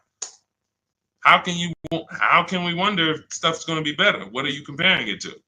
You went into one dealer, Dodge dealer, hey, how much is this Ram? They told you and you're like, oh, well, that's expensive. 80% dealer. 80% dealer. And again, the only way for you to see how much you've been overpaying is to start using these strategies that we teach for multiple offers. And I know, sometimes it's hard to face that. Sometimes you would rather not see how much you've been losing. And that's understandable. It doesn't make financial sense, but it's an emotional decision that's understandable. I don't want to know, Deshone. I would rather keep shopping the way I've been shopping and save no money or the same money rather than shop the new way and then see that the old way was costing me tens of thousands of dollars. That doesn't make financial sense. But the people when you ask, are the incentives good? You got to know what the incentives are now. That means we run the market. When I was shopping for my mother a couple years ago, I ran all the offers on a Mazda CX-5 for her in October. I didn't like the deals. I didn't like the lease offers. I contacted them again in November, emailed them all again. Hey, what do we look like in November? Didn't like the deals. Emailed them one more time in December. Or one of the dealers actually reached back out to me and said, hey, I got this car coming in. We did the deal in December. That is keeping track of incentives. That's monitoring programs. If I shop the Ram right now, it'll take me no more than 60 minutes to get literally 5 to 7 offers on Ram. Using my system, the 25 to 5 strategy in my book, I go into the book, I literally use my scripts, and in 60 minutes, 90 minutes, I'll have 5, 7 offers on Rams. That's just how it works. So now I'm able to look and see, all right, what type of discounts are they offering? What are the incentives? What are the programs? Do I like them? Do I not? All right, let me check back let me check back next month. Let me see if there's any new incentives. So that's the way it works. That's the way you move the market. We have to be able to monitor what the deals are. But I see, unfortunately, there's a lot of you who you want to try to fill for the bottom. That's just what you've been trained to do. It's a losing strategy. I would love for you, if I was still at the dealership, I'd love for you to come and try to fill for the bottom.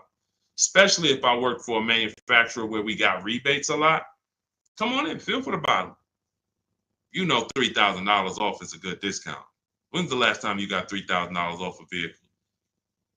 I just think, I think I might be able to get more. Okay, listen, we settle at 5. You don't know I had a $5,000 rebate, so you're just not going to know. So you can sit here and feel for the bottom all you want. It's not going to work. You're still going to leave wondering, hoping it's a losing battle. That's why I'm trying to tell you, stop doing it. Stop doing it. You're asking, okay, what's a good interest rate for this vehicle? You're trying to feel for the bottom instead of sitting at home the way my book teaches you and making people bid and come to you and have all of these people begging for you to do business with them. Oh, how much discount should I be getting off of a Toyota Camry? Feeling for the bottom. Instead of sitting at home, contacting 25 dealers online, using my strategies, using my scripts, and saying, okay, now I got 7 offers on a Toyota. Oh, I see the biggest one is giving me 5,000 off. Okay, that's the market. That's the below market. You cannot feel for the bottom. You can keep doing it. It's just a losing strategy. You're never going to get the discount, the maximum discounts, feeling for the bottom, walking into a dealer. It's just never going to happen.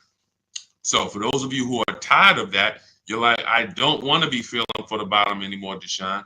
I don't want to be worried about being a good negotiator, Deshone. I want to be able to have a plain, simple system for getting dealers and banks to bid for my business. That's what Cars from Home is, my digital book. 7 steps to saving time, money, and avoiding dealerships. You can get your copy for 75% off. That's my welcome offer. In my TikTok bio, click that picture of me, or click my Instagram picture, go to my bio, click the website, and then you'll see a button to activate your 75% off your book. Grab it. It'll be in your inbox. You'll have all the strategies necessary for paying these prices, the same prices you've been seeing me share throughout the stream. Or if you're on YouTube, I have a link for you in the comments. If you're on Facebook, I have a link in the comments for you. Grab your book, use it, and shop empowered. The old days are over. The days of going into dealerships, over. Spending more than 30 minutes in a dealership, over. You'll never do that again. Begging for discounts, over. Not knowing what to say, hoping, oh man, they told me don't tell them I had a trade. All of this garbage that they've been trying to, none of this stuff works because you're not employing competition. So all of those days of that's over. Watching social media videos, all right, man, let me try to remember this. All of that is over because we have the blueprint. It's already 5-star rated. You can Google it. Thank you to everybody who's reviewed the book on Goodreads. We appreciate you. We couldn't get to this many reviews and a 5-star rating without you guys taking the time to rate the book and review it. But grab your copy. As long as you get there before the 30 minutes is up, that welcome offer is only good for 30 minutes. After that, the book does go back up to $97, which is still a great price. But $24 is better than $97. So get there before the 30 minutes is up. TikTok bio, Instagram bio, YouTube comments, Facebook comments. Use the book and go win. All right? Unlearn everything you've been taught. That's the key. Leave everything you've been taught at the door. Trust this process. Success is guaranteed. All right? God bless you. I'll see you on the next stream.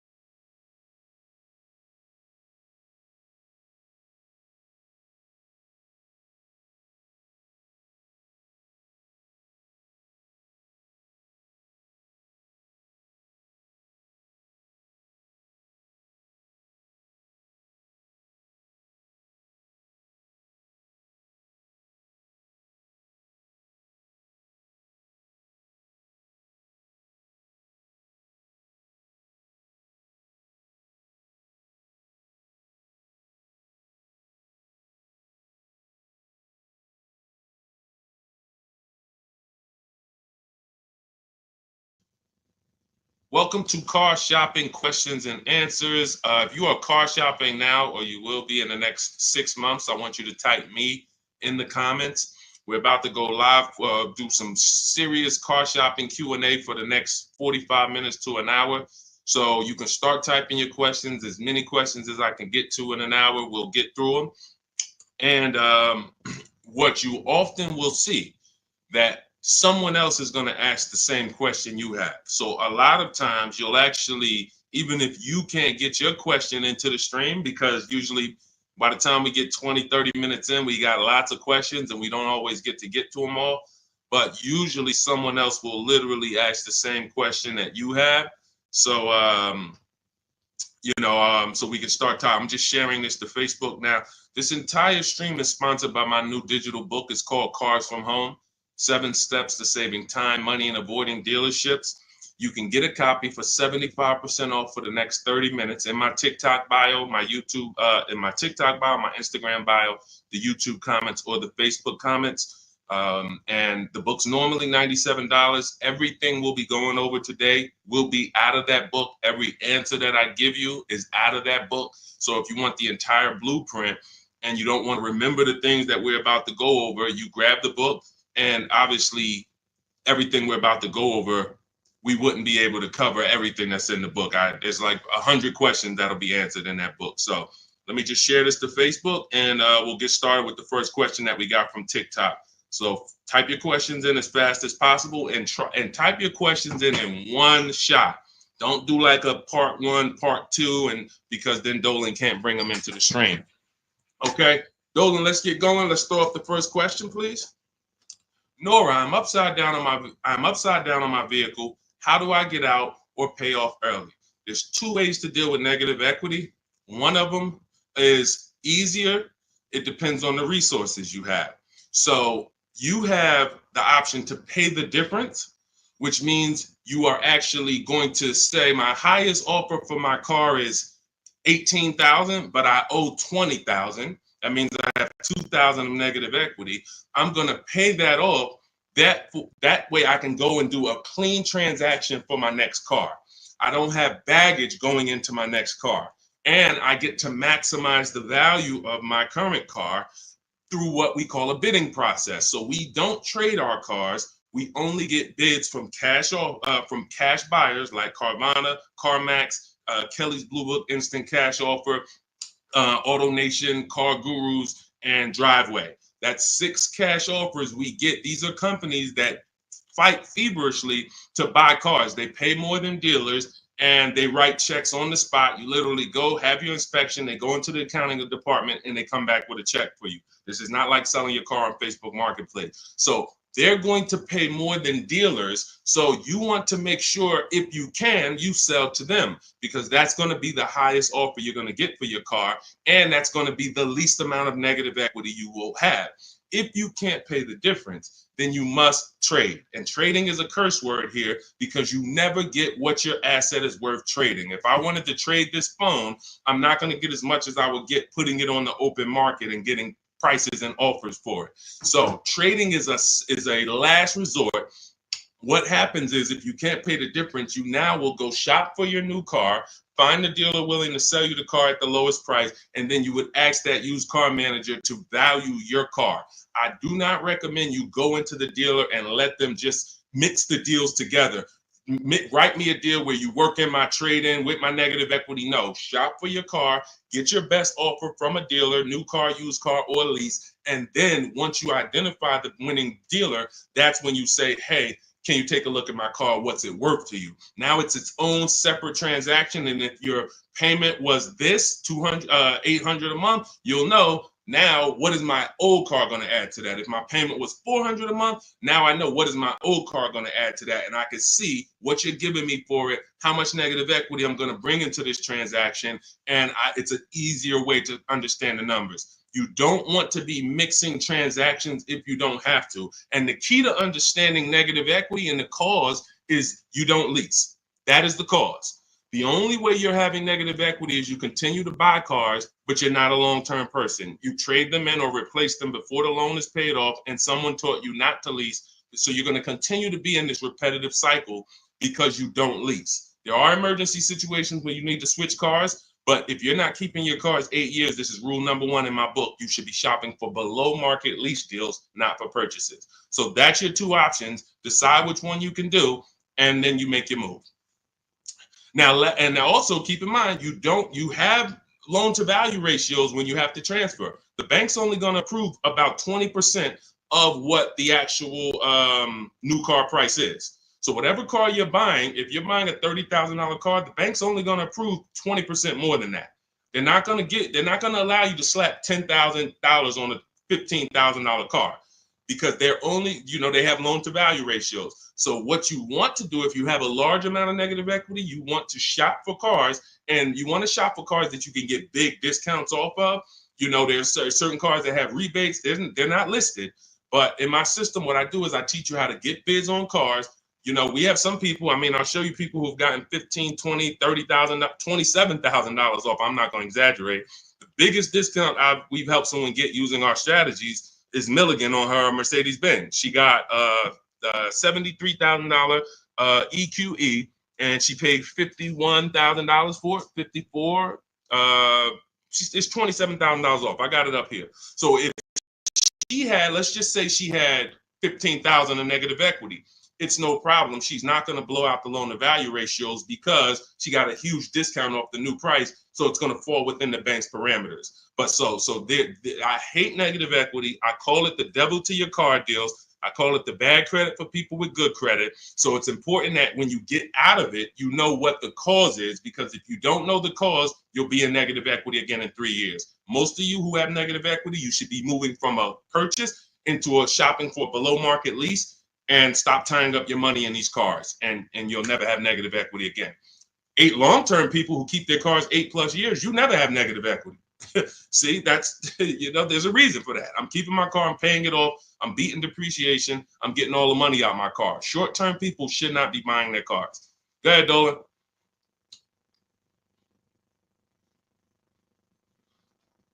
All right, keep typing your questions, y'all. We'll get to as many questions as we can in 45 minutes. Now, let me just actually say this. We have a 7-step process. Everything in my system is 7 steps. We don't go, see, a lot of times you don't understand what you should be doing first. Should I be focusing on my old car, my trade-in, shopping for a car first? What should I be doing first? So we have a system that you actually now have a process. It's 7 steps. First step is the most important question. That's leasing versus buying. How are you going to beat depreciation? Because you're about to buy a depreciating asset. If you buy a depreciating asset with no plan to address or beat the depreciation, you are going to lose like everyone else loses. So we need to see, am I going to beat depreciation with a long-term purchase, or am I going to beat depreciation with a below market lease? Long-term purchase, I got to tie up my money. My money's going to be in the car 3 years, 5 years, 6 years, but over time, the depreciation is going to cool off. I'm going to have a vehicle that doesn't depreciate much. Who has a vehicle that they've had for more than 10 years? Type the number of years you've had it in the comments. If you had a vehicle for 10 years, type 10, 12, even if you had it for more than 8. Let's go 8 because it's called the 8-year rule. If you've had it for more than 8, type the number of years that you've had your vehicle in the comments.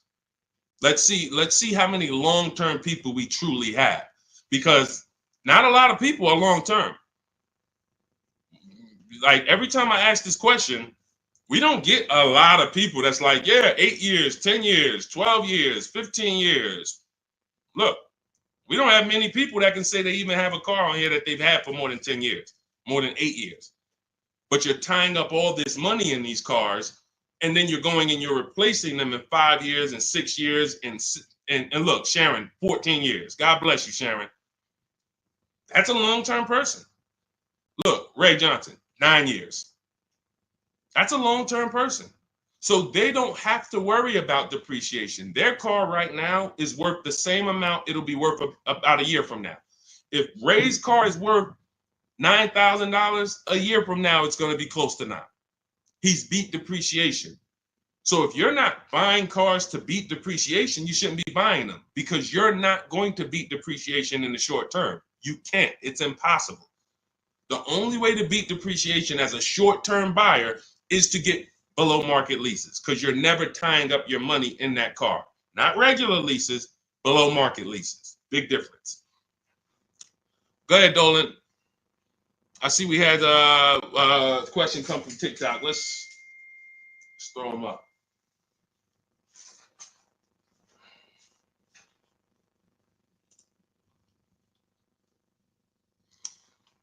Okay, what about a fun car? I'm planning to keep my brand new car for 5 years. My previous car was a lease and traded in since I had positive equity. That you're going to lose. Keeping a car for 5 years, a brand new car for 5 years, you're going to lose. And I'm going to show you how big you're going to lose by doing this. You can't keep a car for 5 years. If you're telling me you plan to keep a brand new car for 5 years and then replace it, this is the depreciation curve. This is the depreciation curve. You're going on a sliding board. Whatever you paid for this car, let's say you paid $35,000. In 5 years, that car is going to be worth $17,000, maybe $15,000, depending on how much you drive. You're literally going down a sliding board, and then you're going down another sliding board when you get your next car. You're wrapping up money in these cars. Now, when we look at somebody like Ray, who kept his car for 9 years, his depreciation curve doesn't look like yours. It looks like this. See, this is what it looks like when you first buy the car. You're losing value every single day. You're losing thousands of dollars in value on a yearly basis. So when you go and say, all right, I'm going to just go buy this car, tie this up. Let me show you why you can't do that compared to someone who's leasing. You're going to spend thousands of dollars more. So you take somebody who got a below market lease like Zafrina. No, that's too. Let's use Zafrina. She gets a $65,000 vehicle. She's paying $579 a month. $65,000 vehicle, $579 a month. That's what we call a 1% lease or below. When you have your lease payment is 1% of the MSRP or less, that means that's a 1% lease or lower. She has a 0.88% lease. Now, she's not, over the next 3 years, she's going to invest in this car, $579 times 36. She's going to invest $20,000 to drive a $65,000 car. Now, if somebody bought this $65,000 car, what's their payment? Every $5,000, remember this rule, is about $100 a month on a 5-year loan. Remember that rule. Every $5,000, when you look at a car, is about $100 per month on a 5-year loan. So when you look at a $20,000 car, you should automatically say to yourself, that's going to cost me about $400 a month. You look at a $50,000 car, that's going to cost me about $1,000 a month on a 5-year loan. When you don't do that, now you let them put you in 6- and 7-year loans because you're not focused on what the real cost is. You're just like, get me to a low payment. I'll get you to a low payment. I'm going to put you in an 8-year loan. So we know this. Looking at her car, she would be spending roughly $1,300 a month if she bought that car. Even if she got an incredible deal, saved 10 grand off of the car, she's still going to be spending about $1,100 a month. She's putting $579 a month into this car. How do you compare $579 to $1,100? How do you compare $579 to $1,300? Let's say she bought a used version of this car. So instead of $65, she found a used one for $40. Every $5,000, $100, that's an $800 a month payment. How do you compare $579 to $800 for a used version? You can't. So when you're out here listening to people who've told you don't lease, they don't understand depreciation and they don't understand how to get below market leases. These are not regular leases. In order to get below market leases, you must employ competition. You must get at least 5 offers because every dealer's price is different. So when you walk into one Nissan dealer and they tell you it's $600 a month, you don't walk out and say, hey, Nissan's charging $600 a month. No, Nissan of Bay Ridge is charging $600 a month. But this Nissan deal over here might be at $500. This Nissan deal over here might be at $420. You need to stay at home, get multiple offers. You can do this my way through email using the systems in my book, or you can do it your way, calling around and get multiple offers. But once you see how different these offers are, you'll realize how many dealers have been ripping you off. And 80% of them do this. 80% of them, their best offer is not going to be below market. They're going to make a certain amount of money or they won't sell the car to you. But we find the ones who will. All of this is in my new digital book, Cars from Home. It's called Cars from Home, 7 Steps to Saving Time, Money, and Avoiding Dealerships. You can get a copy for 75% off for the next 30 minutes in my TikTok bio, my Instagram bio, the YouTube comments, or the Facebook comments. You'll have everything we teach step by step.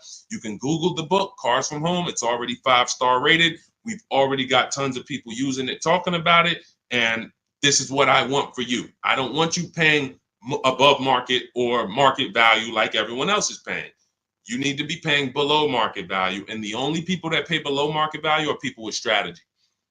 Okay, so I would tell you, Kitty Cafe, the first thing you need to be concerned with is actually leasing and not buying.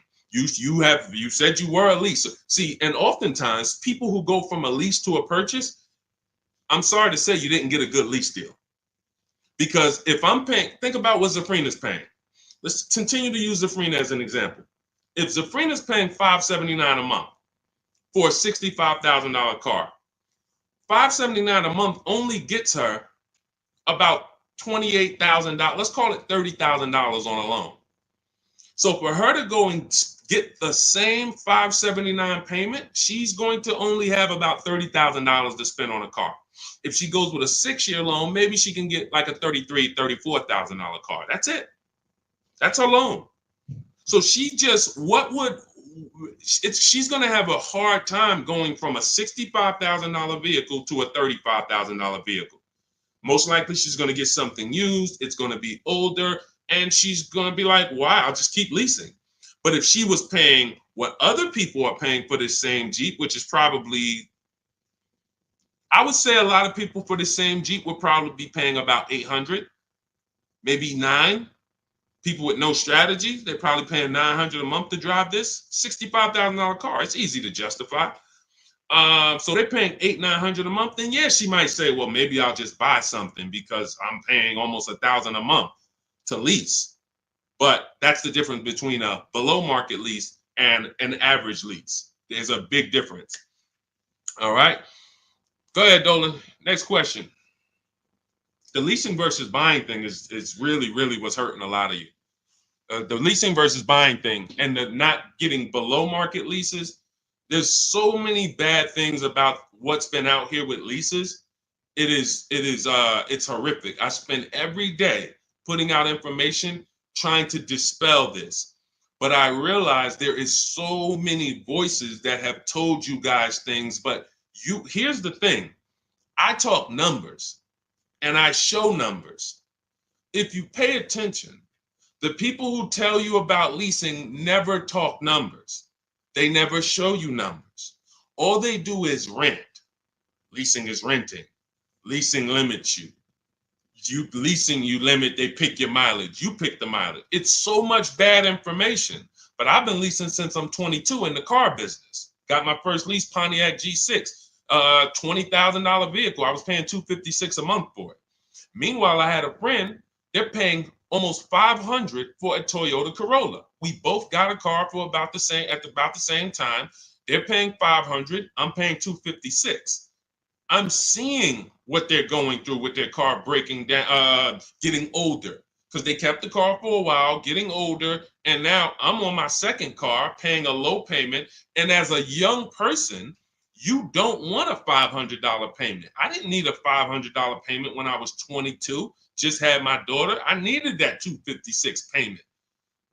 They had just had a family too, but they got to come up with $500 a month to drive about the same price car. The Corolla and the Pontiac G6 at that time were about the same price.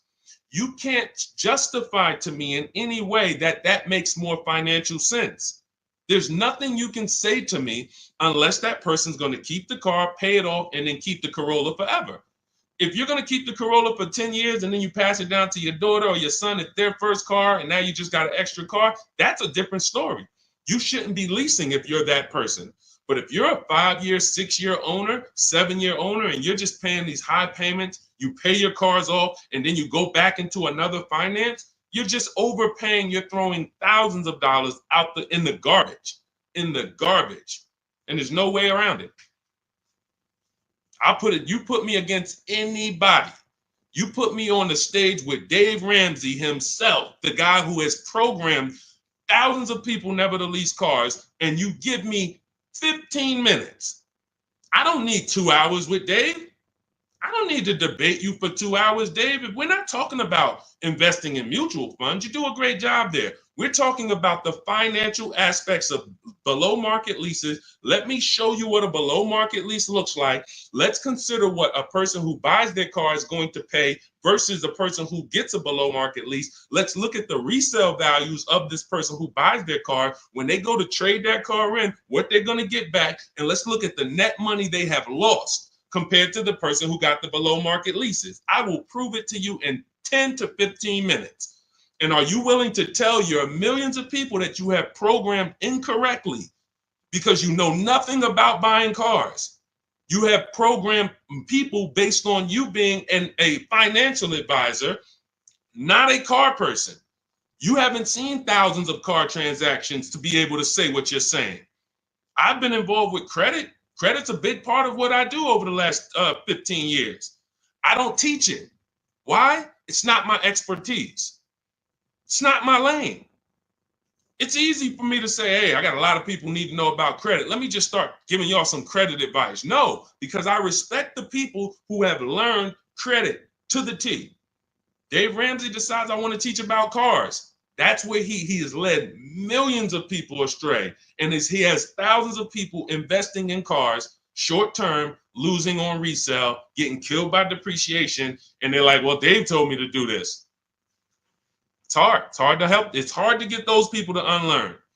Go ahead, Dolan. Next question. Keep typing your questions, y'all. We will get through as many as we can in the stream. Good point. I only financed as I wanted to upgrade from my lease. My lease was $180 a month for 36 months. That's a big change. $180 gets you $10,000 on a finance. That's all $180 a month gets you. Now, if you put money down, that's different. Obviously, there's a lot of cars most cars don't lease for $180. So I'm assuming that you put some money down to get there. But again, what were you driving for these payments? You're driving a brand new car. There's no comparison. When you're getting below market deals on leases, there's no comparison. Again, let's look at Charles. Charles gets a Palisade, $48,000 vehicle. Some people, and you may own one of these. And if you were honest, you say, Deshone, I own that vehicle. How much is your payment? No money down. Probably $800-900 a month. Probably $1,000 a month.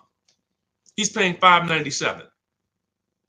Some people say, oh, Deshone, don't they limit you on mileage? No, you pick the mileage. Look at Jen. Jen got her Honda CRV. She's paying $512 a month. It's a $40,000 vehicle.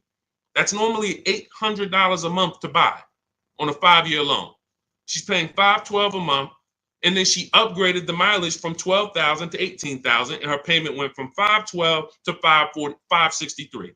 40 some odd dollars. She gets to drive as much as she wants, as she needs to drive, not as much as she wants to drive, as much as she needs to drive. And the problem that that you may have with leasing is you didn't get the mileage you needed, and then you started blaming the lease. You knew you drove 15,000 miles a year, but instead of getting 15,000 miles a year, you took the 10,000 mile a year option. You looked at the payment for 10,000 because you might have not been getting a below market lease, so the payment was high, and you're like, okay, well, just give me the 10, and then you know you needed 15, so now you're going to pay the penalty based on not the lease's fault, based on you. You could have paid $45 more per month, got every bit of mileage you needed, and then you could have enjoyed your lease hassle-free, dropped it off in 3 years, no problem. So people are blaming the lease for their lack of understanding about how they don't pick the mileage for you on the lease. You pick the mileage. We got people who drive 25,000 miles in lease because they don't want to keep their cars tied up and have that depreciation on a car they own. If they drove 25,000 miles, any high mileage drivers, type HM into the comments. Any high mileage drivers, you drive over 18,000 miles. If you bought your car, tied up that money in that car, and depreciated it with high mileage, that car is going to be worthless in 3 years because you put 75,000 miles on it, and then you come back to replace it, and you have 15 grand of negative equity, and you wonder why. You depreciated the car. Meanwhile, when I was at Hyundai, I worked at Hyundai as a manager for 6 weeks. I had a guy who came in, he was dropping off his lease. I learned something incredible. I said, car had 72,000 miles on it. I said, you leased this? He said, yeah, man, I used to buy. I stopped buying because I would always have negative equity. I only lease now. 25,000 miles a year. I drop it off every 3 years, get me a new one. I'm in sales. I looked at his lease contract and I saw that his payment was less than $200 a month more than what a normal below market lease on that Sonata was. If a normal below market lease was $350, he might have been paying like $550, $525. It wasn't $700. He was paying a couple dollars more, but he could drive 25,000 miles a year, drop that thing off, never have to worry about negative equity. Mileage doesn't stop you from leasing. It's not about how much you drive. It's about how long you're going to keep the car. because a below market lease is how we beat depreciation or long-term ownership. Nothing to do with how much you drive. You pay for the mileage whether you buy or lease. Doesn't matter. Go ahead, Dolan. Keep typing your questions, y'all. We'll get through as many as possible. What's up, Ashley? What's up, Kenyari? What's up, boss babe? Ashley, good to see you. But I made my wife lease a brand new electric Equinox, $350 per month, and no sales tax. The $180 was a 2021 Corolla lease before the chip shortage for $3,000 down. Solid, solid. These are the things that you don't want to get away from until you're ready to keep a car long term. If you are leasing and not keeping cars 8 years, keep leasing. Make sure you're getting multiple offers so that you can get these below market leases, so that you're not paying these prices on the commercials that you see with $5,000 down and all of this tax that's not included. We are getting below market leases, and in order to do that, you must get 5 offers, at least 5 offers. Now you get these below market leases, and you keep doing that until you are ready to buy something. Because as Cafe just said, if he's paying $3,000 down, $180 a month, somebody who bought that Corolla is paying $3,000 down, $500 a month, because a Corolla is probably about 25 grand now. So that's a $500 a month payment with their taxes that they're paying when he's paying $180. This is not, look, for a brand new electric Equinox, he's paying $350 a month. This is someone else who knows how to get great lease deals, whether he's negotiating for them or whether he's calling around getting multiple offers. It doesn't matter. He's getting prices that you are not getting. And that's the prices we get. You want to understand that all prices aren't the same. There's below market price, there's market price, there's above market price. Above market is for the people with no strategy. You just walk in and you sign the deal. You might say no one time, and then the next offer you sign it. Market value is for the negotiators who are trying to feel for the bottom. You don't know where the bottom is, but you say, hey, take $2,000 off, we got a deal. Give me invoice price, we got a deal. You're paying market value. You're not getting anything special because there's hidden money, rebates, incentives that you don't know about. There's markups in the lease contracts, in the money factor, money hidden, you don't know about. And you'll never know about it until you get multiple bids. But below market price is reserved for the people who are shopping multiple dealers. We do it from home, getting multiple offers, and now you're paying $350 a month for a car that other people are paying $600 a month to own. You cannot justify pulling up in the same car and one of you is paying $350, one of you is paying $600. But the one who's paying $600 says, well, I'm going to own this. But by the time you pay it off, you're just going to turn around and get another car and do it all over again. So you never win, ever. It's a bad way to move. Go ahead, Dolan.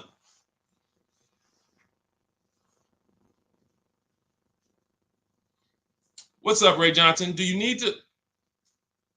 Hold on. Do you need to know all the bells and whistles? I don't know what that means. Can you rephrase that question? Let's type it in another way because I don't know what you mean by that. Can you elaborate?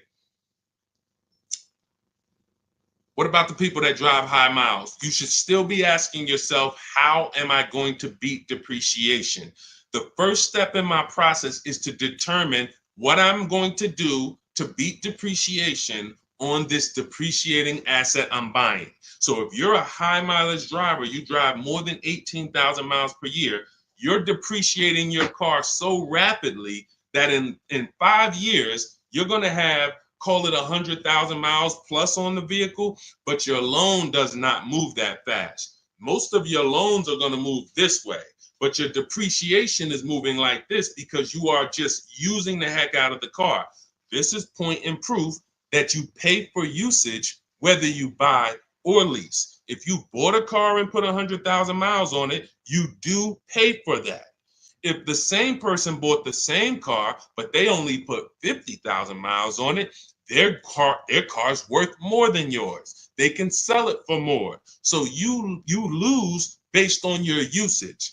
So in the short term, you can't win driving high miles because you are literally destroying the value of your car. Then you flip to another car. That'd be like you doing this. Hey, do me a favor. Give me this car, let me depreciate it like crazy, then let me swap it out and let me get this car depreciated like crazy, and you just keep doing it. Depreciate it like crazy, but you're never getting to the point where the car is paid off and now the car starts to depreciate like this.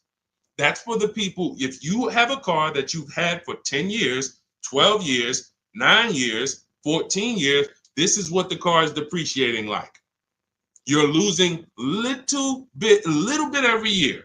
If it was worth 9,000 this year, it's probably worth 8,200 next year. You beat depreciation. And that's when you enjoy, this is the benefits of ownership. This is what I call in my book, the reward stage. You don't get here without long-term ownership. And if you're not built for long-term ownership, that is okay. But what you should be doing is doing what my client who was in Hyundai did, doing your high mileage lease, shopping for a below market lease, and then driving the mileage you need and dropping off your car in 3 years and going and getting a new one over and over again. You're never tying up your money in these cars. If you're going to tie up your money in these cars, you better have it in there for the long run. If you're going to tie up your money for 5 years in a depreciating asset, you are losing money in depreciation. Like you can't get it back. That's why you're never happy with what the car is worth. When you come and find out what your car is worth, you're like, I can't believe that's all you're giving me for my old car, because you're thinking about how much you put into it. Long-term owners like this, those of you who have cars that you kept for 12 years, you're not thinking about the resale value, right? Right or right? You're like, Sean, I got so much money out of this car. I had this car, man. The transmission went out. I put a new transmission in it. I got my money out this car. That's the benefit of buying. And if you're not buying, you should be if you're not getting there, you should be shopping for below market leases, never tying up your money in these cars to begin with. It's only 2 ways. Get out the middle. It's 3 people. Long-term keepers, short-term leasers, then it's the people that's stuck in the middle. You buy your cars, trade them in. You lease the car, you buy the lease. Stuck in the middle. Go ahead, Dolan. All of this is in my new digital book. If you're like, Deshone, there's no way I'm going to remember this. You can get my new digital book. It's called Cars from Home, 7 Steps to Saving Time, Money, and Avoiding Dealerships. It's already 5-star rated. Thank you to everyone who has rated and reviewed the book on Goodreads. We appreciate you. You can get your copy. It's normally $97, but for the next 30 minutes, you can get your copy for $24, which is 75% off if you get to my TikTok bio, my Instagram bio, the YouTube comment link, or the Facebook comment link before the 30-minute timer hits 0. After the timer hits 0, price does go back up to $97, and it's worth every penny of $97. This book will be the top 3 most valuable books in your library. And when I say valuable, I mean the books that save you money. There's only a few books. I got a bunch of books. You guys can see I'm grabbing them. There's only a couple of these books that have actually put money in my bank account or helped me save money. There's not a lot of them. This will be the top 3 most valuable books to your bank account. That's all I care about. So go grab your copy, TikTok bio, Instagram bio, YouTube link, or Facebook comments, and you'll have everything we teach in the blueprint of how to get below market leases, below market purchases, below market new cars, used cars, high mileage driving. Everything is in there step by step. It's a blueprint. All right. Go ahead, Dolan. All right. Buy a car for the first time. I'm going through my bank. My budget is $8,000 and I finance the rest. So you have $8,000 cash. You want to see, can I get a vehicle without using that cash?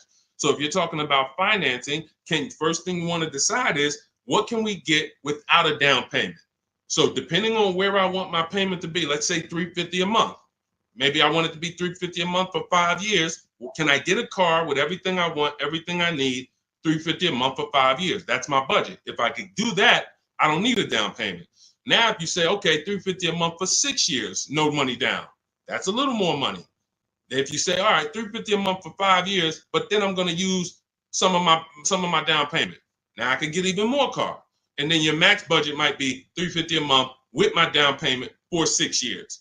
See, all of those numbers didn't change, but the terms changed and what you bring to the table changes. That budget doesn't change, but you don't realize if I get a car for $350 a month for 5 years, I paid less than if I get a car for $350 a month for 6 years. So these is how we budget. I actually have a tool in my book called the Perfect Budget Calculator I created, where you put in your preferred down payment, you put in any equity you have from your old car, you put in your max monthly payment, you put in the average interest rate, and it'll give you up to 6 goals that you shop from. So when I went and got my used Infiniti truck, I had 6 goals. One of them was no money down 5 years. Next one was no money down 6 years. Third one was money down 5 years. Money down 6 years. Then the fifth one was money down and the equity I had from selling my old car. And then the sixth one was money down, equity, and 6-year loan. See, there's multiple ways to budget where you don't go over your max. But I find the problem is when we budget with our max in mind, I only want to spend $500 a month, $500 a month, $500 a month. You usually go in and you spend what? $600, $550.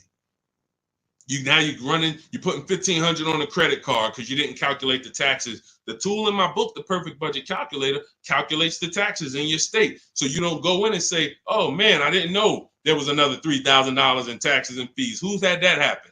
Oh man, I thought we was making a deal, but you forgot about the taxes and fees. See, all of this stuff you don't realize should be normal in a complex financial transaction. But what they've taught you in the car business is to just treat car buying like you're buying a TV because it makes them very rich. I've been in the business for 14 years. I sat next to people who I know shouldn't be in the business, but they're not going to get them out the business. They make a lot of money for the dealerships. They'll always have a job. Even if they get fired here because the customers start complaining, they'll go there and they'll say, hey, look, I made 300 grand at my last place. Oh man, when can you start? These people are always going to have a job. So when you look at the industry and say, okay, if this is what the industry is like, what do they care about me? They don't. The 20% of dealers who get up every morning and they do the right thing. They want to beat their competition. They're honest. They want to make sure that they're giving you the best service. It's 20%. 2 out of 10. You're going into your local dealer and you're buying from them, not realizing that's an 80% dealer. All they do is make a lot of money on their customers. If they can't make a lot of money on their customers, they won't sell the car. And you know what's beautiful about the car business? For those of you who are wolves and sharks and evil, it's not about the customer winning. It's about you making the customer think they won. I'm going to say that again. For those of you who are like, what business could I get into where I can make 200 grand? And I don't need to have morals as long you are trained to make the customer think they won. And that's all it's about. If that's why you start high and you come down. If you know your price on your car is $600 a month, you start at $800. This is what the worst people do. You know that the full price for your car is $600 a month. When Mr. Jones sit down, hey, Mr. Jones, all right, we got a great proposal for you. Great news. We're going to make you a great deal today. Your payment's $790 with $2,000 down. What? That seems like a high for this car. The car's only this. That seems real high. And then I didn't even want to do any down payment. All right, so you didn't want to do a down payment. So, all right, look, if I could get the down payment out, your payment would go from $790 to now it's $840. No down payment, though. What's more important than you, the payment or the down payment? No, well, both. But what's more important? If you had to pick one, well, I really don't want to do any money down. All right, so right now we're at $840. Where can we agree? I'll talk to my manager. Where can we agree that you'll be happy? Because I want to make you happy, Mr. Jones. Nah, I mean, I'm thinking of paying I really wanted to be at $500, Mr. Jones. I understand. Where'd you come up with that number? I just thought I'm looking at the car. I'm thinking, 500 seems fair, but follow me, Mr. Jones. You're looking at this car. You know where the demand is. You know there's no cars around. This is all stuff that's not true. You don't know where the demand is because you haven't shopped. There's no cars around. You don't know that because you haven't shopped. But these guys we are absolutely trained to, if you want to use your powers for evil, it is very easy to get you. That's why we don't shop that way. I would never send you in to deal with people who negotiate every day for a living like this. Your power is being at home, having multiple dealers compete for your business, and that's how people like Tasha get these deals. Thousands off on a brand new car, only 1-year-old car. This is how we got grandmothers who do this. Look, India, ridiculous deal on a Toyota. Look, Hyundai, $365 a month, no money down. 2024 Hyundai Elantra, limited with the leather in it. She didn't get that going in negotiating. You can't. But from home, that's where the power is. That's why our entire system is called Cars from Home. I can sit here and walk you through why you can't win. I don't care who you are. So when I'm telling you, you have to change the way you shop. When people say there's no deals, they're right. To you, there's no deals. To someone who doesn't have shopping strategy, doesn't know how to put dealers against each other, there are no deals. But to people like us, we've been making deals. Let me show you, Bonita. Let me show you a pandemic deal. When people were out there thinking, no deals, Deshone, this is so bad. When is the market going to change? Look, Bonita, 2022, she leased her dream vehicle, a 2023 Kia Telluride. She put $600 down, drove off $600 a month. She gave him $600, drove off. No money down lease. People were leasing and buying these vehicles for $10,000 over sticker. I'm not on here to talk to you about hundreds of dollars. What do I care about hundreds of dollars? You think we're on here? You think we're getting together to gather you guys to talk about hundreds of dollars? That doesn't matter to me. Thousands is all we talk about. Every single thing we discuss here is $1,000 mistakes. You not leasing when you should be leasing. $5,000, $7,000 mistakes minimum. You not getting multiple offers on your car. Could be depending on the car, you look at somebody like Kimberly. Kimberly gets $20,000 off her Maserati. $20,000. Sean gets $20,000 off his F-150 Lightning. These are just some of the, look, even somebody like Tiffany, let's take a smaller discount. She gets a Mazda CX-90. She gets $6,500 off. What happens? There are people who got that same car. You won't say, they're not going to say it. They'll never say it. They'll never come on here and say, hey, Deshone, I got that same car you just showed her get, and I only got $2,000 off. They won't say I overpaid by $4,500 because I didn't know this. But I'm telling you, I know this because I've been working with people around the country. So understand, we're not here to talk small numbers. When we're tapping in, we're asking you to tap in, lock in, so that you can actually keep thousands and thousands of dollars in your bank account instead of putting it in these cards or giving it to these dealers. That's it. So everything we discuss is out of my new book, Cars from Home, 7 Steps to Saving Time, Money, and Avoiding Dealerships. It's a 7-step process. Doesn't matter whether you're leasing, 7 steps. Doesn't matter if you're buying new, 7 steps. Buying used, 7 steps. You want to sell your leases, which who didn't know you could sell a lease? Put a question mark. Who didn't know you could sell a lease? Type a question mark in the comments. Question mark. Deshone, what do you mean you could sell a lease? Okay, thank you. We're renovating with the jeans. Okay, look, Lynn, Brooke, Miss Tucker. Look. How much does that cost you? Not knowing, and we begin to teach people to do this during the pandemic because every single car was $7,000 to $10,000 more than it was truly worth. So a Jeep Grand Cherokee, I sold my Jeep Grand Cherokee for $28,000 after I had leased it for 3.5 years. 39 months, I leased it, and then I sold it for $28,000. The vehicle, brand new, was $35,000. Brand new, that Jeep Grand Cherokee Laredo that I leased for $330 a month, paid $330 a month for 39 months. I sold it for $28,000. CarMax won the bid, and I put $9,800 in my pocket. I helped my mother sell her lease on her Mazda CX-5 for $10,200 in equity she put in her pocket. Now, those equity numbers don't exist anymore.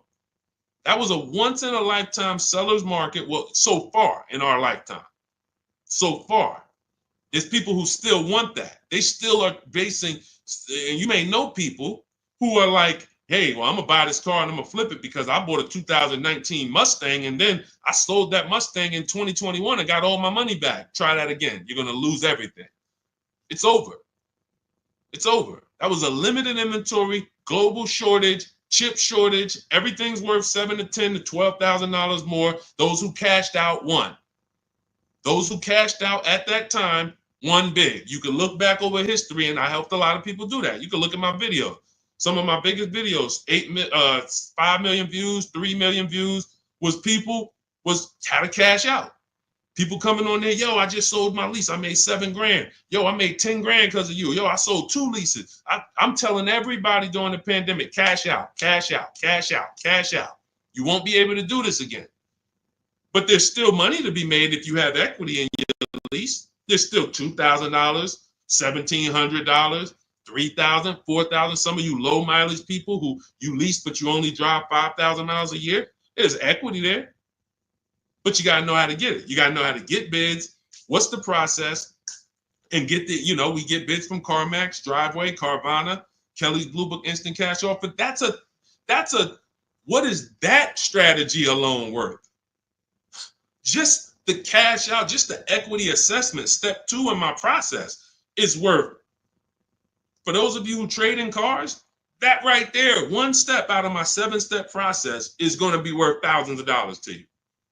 So you can get my new digital book, Cars from Home, 7 Steps to Saving Time, Money, and Avoiding Dealership, and you can get it for 75% off. That's my welcome offer to you, but it's only for 30 minutes.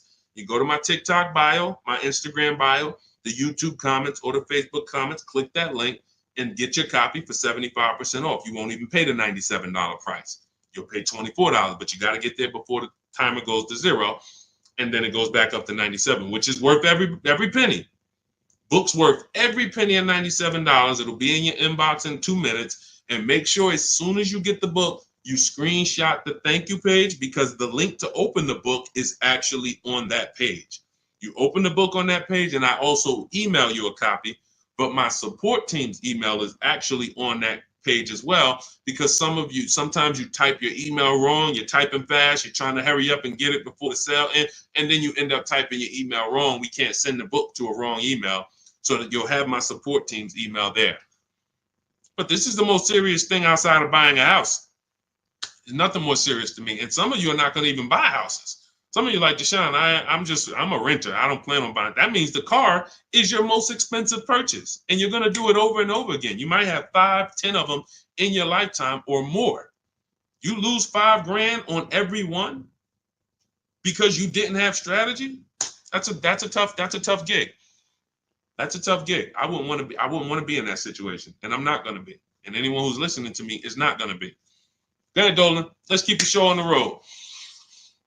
Do you need to know all the extras you want? Upgraded sound system items that are not in the base price? Absolutely. Whenever we buy a new car or we shop for a lease, we always build our car. We go on the site because we want to know everything's available, because we don't want to get a car and find out there was an option we wanted that we didn't get. And we also want to know what we can live with and live without. And we want to build our car to come up with an MSRP. So if the car you want the panoramic sunroof, you want the blind spot monitors, which most cars come with now, whatever it is, you need to have an idea of what that's going to cost. So once we build out our car, we determine our car is $42,900 the way we want it. Now, most times we're going to reach out to dealers and they're not going to have the exact car. That's why we always come up with, and when we're leasing, we come up with a couple colors. Buying, we don't compromise as much, because this is a car you need to love. You're going to have it for 8+ years. You don't want to compromise on what you want, or be talked into something, or let you convince yourself of getting something, a color you really don't love, because you're buying this car to keep it for the long run. Now, on a lease rather, you can be much more flexible, because in 2.5 years, you're getting ready to shop again. You get a 3-year lease, 2.5 years, 6 months left, it's time to shop again. So we want to make sure we can be more flexible with that. But yes, we want to know how much it's going to cost so that we can start to budget We always say with a lease, when we build out our car, we take 1.25% and we use that as a gauge of around about what it should cost. So if we're looking at a car that's 42,300, we multiply that by 0.125 and we say, okay, 528, that's a fair below market lease deal. Now, if we can do better than that with bids, we will. If the lease program is not as good, when we get our bids, it might come in at 1.3, 1.4, our best offer. We're going to have more offers than that. If your other offers aren't higher, then you didn't shop the right way. Because when you shop, you should see a $3,000 to $5,000 to $7,000 difference from your best offer to your worst offer. When you get offers the way we teach, you're going to get more market value, below market value, above market value. You're going to see them all. And you're going to be like, wow, I can't believe all these dealers, this their best offer? Yes, they want to sell and make a lot of money. But we don't care about them. I don't focus on the 80%. We're looking for the 20%. So we use this as a gauge to say, all right, this is around about what I think I should be looking at paying, depending on the deal that I get when I actually get my offers. So that's why it's important for us to build the car. Those are all the reasons it's important for us to build the car before we actually go shop for it. Okay? It's a great question. I see you. I'm leasing this year. There you go. If I could get more people to lease, wake up and look. I don't want you leasing if you're keeping your cars 8 or more years.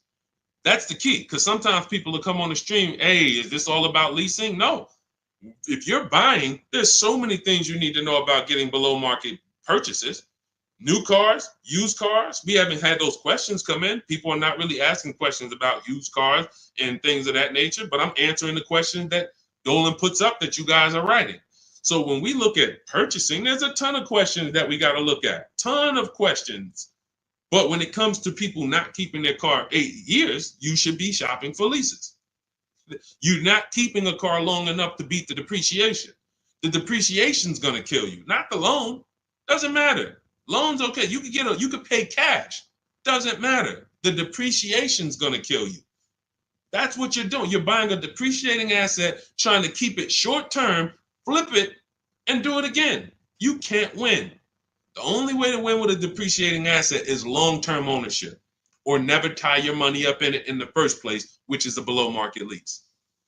Go ahead, Dolan, throw that one back up. Arturo, does your credit score affect the lease? Sure. You want to have fair credit. I always tell people you want to get to about a 660, 680, similar to if you were trying to get a good deal on a house. You would be trying to set yourself up with a good credit report to buy a house. Now with leasing, you can also lean on payment history. So if you have a $400, $500 a month payment, you've been making it on time for 2 years, that weighs heavily in you getting approved.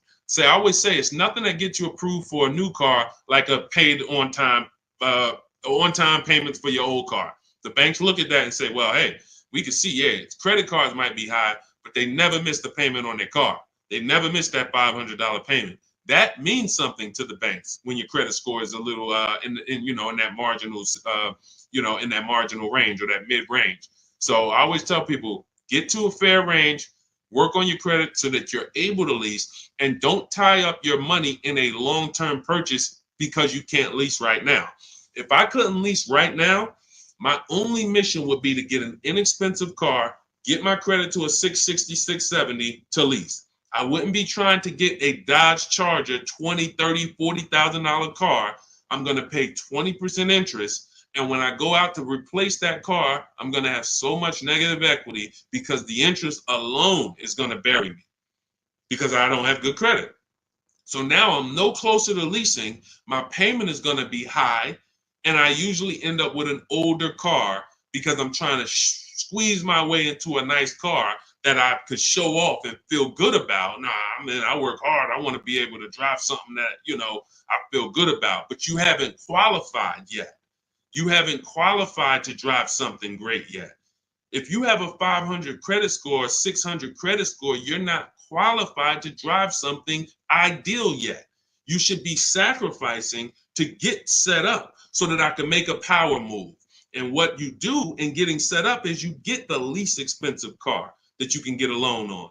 You get a $10,000 car, quality, small car. Try to get something that brand new was $24,000, $25,000, Hyundai Elantra. Get yourself a smallest car that you can qualify for, and you have minimal payments, $200, $250 a month payments. You pay those payments on time. You make sure it's a quality car, and you go and you make a move for a lease once you've established yourself.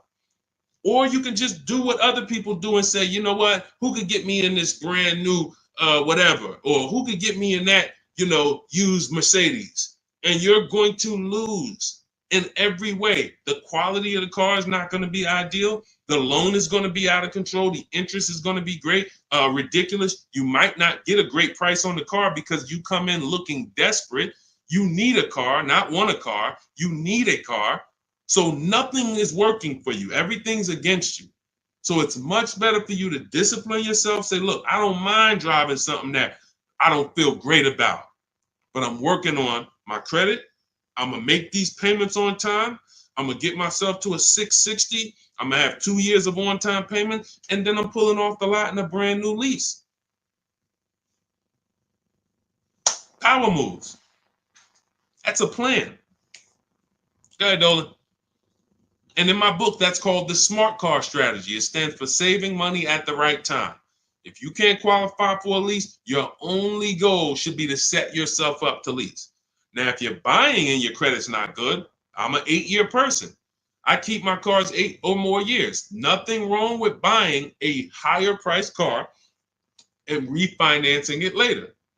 So if you say, hey, I need to get, if you're a long-term person, your goal should be get a great price on the car.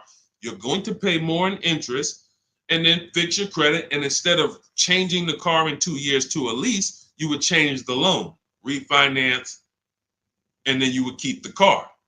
So it's depending on long-term versus short-term is everything. That's why in my book, it is step 1. You need to know from the get-go, am I a long-term person, 8+ years, or not? Because that's going to be the foundation we build on. Everything else comes after that. Karen, thank you for helping with my digital book. I wasn't checking my email. Of course, we want to use cars. So you're just following the multiple marketplace strategy. There's steps before that. And here's what I tell you, guys who have my book, ask yourself, what step am I on? This is what I tell everybody that I work with. Ask, what step am I on? Because if you're doing step 3, but you have not done step 1, that's a clear indicator. Oh man, I haven't done step 1. Step 1 is leasing versus buying. Most important question. How are we beating depreciation? We go into deep. I show you lease scenario, purchase scenario, lease scenario, used car scenario, to make it very clear that if you set out to buy, but you should have leased, can't help you. You're lost.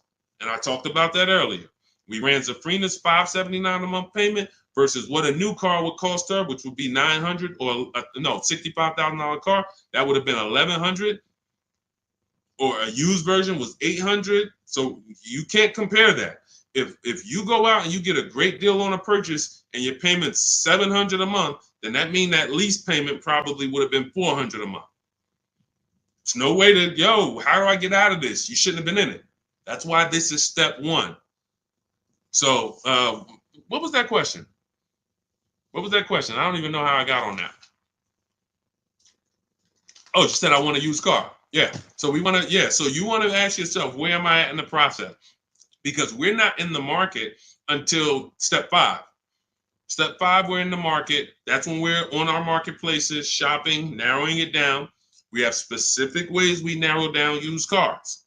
This is not just general information that you could find on social media and you Google it, how to buy a used car. Yeah, good luck. That stuff means nothing. Car salespeople are been watching those blog articles for years saying, okay, this is what they're coming to do. Don't tell them you have a trade-in. Okay, good. Stuff has been around for 20 years. What we're doing is we're narrowing it down when we get to step 5, based on title history, service records, accident history. Then we're narrowing it down and we're coming up with our top 5 choices, top 3 to top 5. Then we're verifying who has bogus fees, who put one price online that they're not going to honor. So all of these This is my top 5 list, but some of these might be fake prices. So we need to verify that. And then we're going to get the new car price to find out what the true discount was. How much was this vehicle brand new? When I bought my Infiniti truck, I narrowed it down to 4 choices. They were all white, between $30,000 and $32,000. Sounds similar. They're not. You're looking at 4 white Infiniti trucks between $30,000 and $32,000. Similar miles, all 2020s. They were 3 years old at the time. Looking at all 3, whoa, these vehicles look similar. Once I got the brand new price, I found out one of them was $46,000 brand new. The other one was $48,000 brand new. The other one was $52,000 brand new. And the one I ended up getting was $54,000 brand new. Big difference. See, so what seemingly was close was nowhere near close. The furthest apart was 54 to 46. It's an $8,000 difference between the least expensive one and the most expensive one. But without the brand new price, you don't know that. You're choosing the wrong vehicle, thinking, oh, I got a good deal. No, the good deal was that other one that you didn't pick because you didn't have the brand new price. So that's step 5. But we got plenty of things we do before that to verify the DNA of the vehicle, check the data. And look, let me be clear. It takes me 90 minutes to buy cars. I'm not putting a system together that takes days. I'm not going to do it. It's not necessary. Choosing your vehicle, that might take you days. Going and looking at cars, test driving, that might take you days. Deciding what you want. We call that shopping. That's a step in my book. Shopping, not buying. That's deciding what you want. But once you know what you want, 90 minutes. Now, first time you use our system, it might take you 2-3 hours because you're just learning. You're overthinking. Haven't trusted our process yet. That's normal. But once you see, wait, this is simple steps. I'm going to websites, putting information here, looking at this. This is stuff a high school kid would do. If I could teach a high school kid to buy a car, it'd be easier than some adults because they don't have to unlearn much. Adults, it's like, hey, but I don't have to go into the dealer. You know, hey, Deshone, I went into the dealer and this is what they said. Deshone, my dealer called me and they said this. Well, when did I tell you to talk to the dealer? I thought you were coming to use our system because you didn't want to talk to the dealers. Yeah, you're right. See, that's overthinking. Now, that doesn't mean you're going to lose because we got a lot. That's how a lot of people come. You're trained to do things one way. You have to unlearn that. But once you see what we do, you're like, man, I can do this again next time. It'll take me 2 hours. I get any car I want in the country, Bentley, Rolls Royce, Corolla. It's going to take me 90 minutes because I'm using the internet. We're emailing. You know, I'm not getting in my car and driving to a dealer. So that's what we need to focus on. I know you have the book. Make sure you're asking yourself, where am I in the process? Start with step 1, just check them off. Step 7 is delivery. So when you check off delivery, you're done. You got your car. All right. Everything that I'm teaching is in my new book. It's called Cars from Home. It's a digital book. It's called Cars from Home, 7 Steps to Saving Time, Money, and Avoiding Dealerships. You can get your copy for 75% off. It's part of my welcome offer. It's normally $97. But if you get to my TikTok bio, my Instagram bio, the Facebook comments, or the YouTube comments before the 30-minute timer hits 0, you got your copy for 75% off, which is $24. And it'll be in your inbox in 2 minutes. So once the timer hits 0, price does go back up to $97. And it's still worth every penny at $97. Go ahead, Dolan.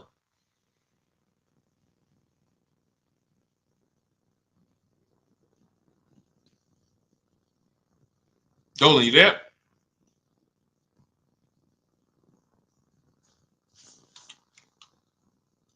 All right. Is it worth buying a BMW or Mercedes brand new or pre-owned certified? That's a matter of budget. As long as you're going to keep the car 8 years, the only difference between a new or used purchase is budget. And if you can afford both, now it's about your values.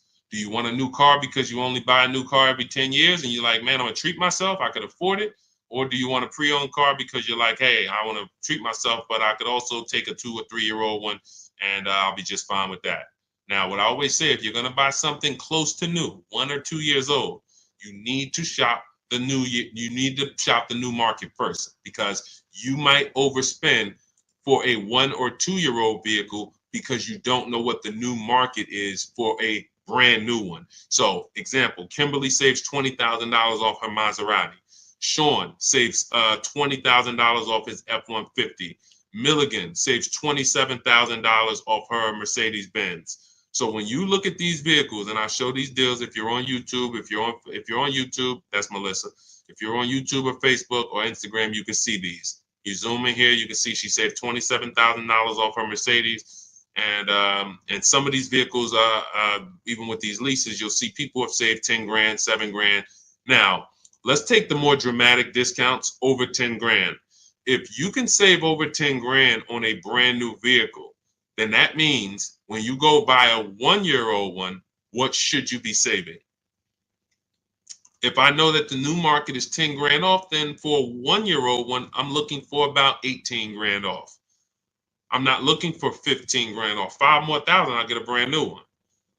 So I need to know what the new market is to know what the used market should be. Now, this is once you get to 3 years old, you don't need to do this because 3-year-old vehicles, there's a lot of options because there's only 2 ways dealers get most cars. They're going to buy them off their customers or buy them from auction, or they're going to buy them after the lease. So 3 ways. Buy them after the lease.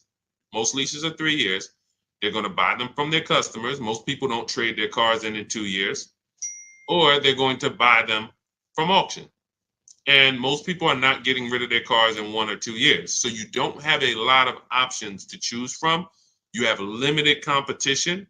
And when you have limited competition, you have a high chance of overpaying. But if I shop the brand new market and I see, wait a minute, on this car, brand new, I could get $20,000 off. Now, some of you might say, wow, if I could afford, I'll just get a brand new one. If that's the market, because I didn't know that the discount was going to be that big. But once you see this, okay, I know I can't pay more than on a used one. See, somebody who would buy a 1-year-old F-150 Lightning, truck's normally 70,000, 73,000. So they might look at a 1-year-old one for 55 and be like, wow, that looks good. Thank you, Renovating with the Gene.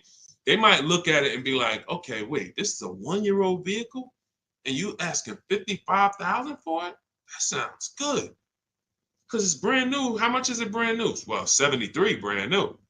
Whoa, that's a big discount, man. All right, yeah, I ain't gonna even argue with you. Let me get that. Not realizing that the brand new market on that vehicle, the person saved $21,000. So 73, 63, 53. So literally the brand new market on that vehicle was lower than what you just paid for a 1-year-old vehicle. And what's going to happen when you go to resell that vehicle later? You're going to lose because you overpaid by thousands of dollars. So this is so important to understand. People overpay for used cars all the time for a variety of reasons. They don't know what it was originally. What was the original new car price? To even know they're getting a good deal on a used one.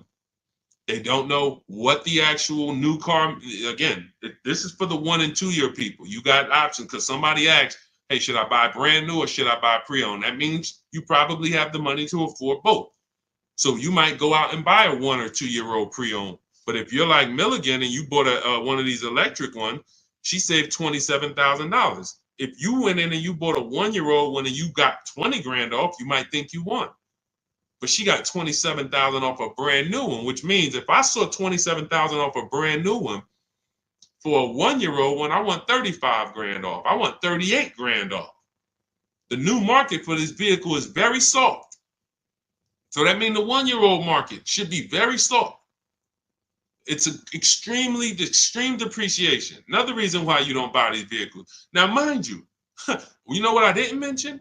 The people who paid for this vehicle and didn't get $27,000 off. It's people who are going to see this stream. Again, most of them will never say it. They have this same vehicle that Milligan has.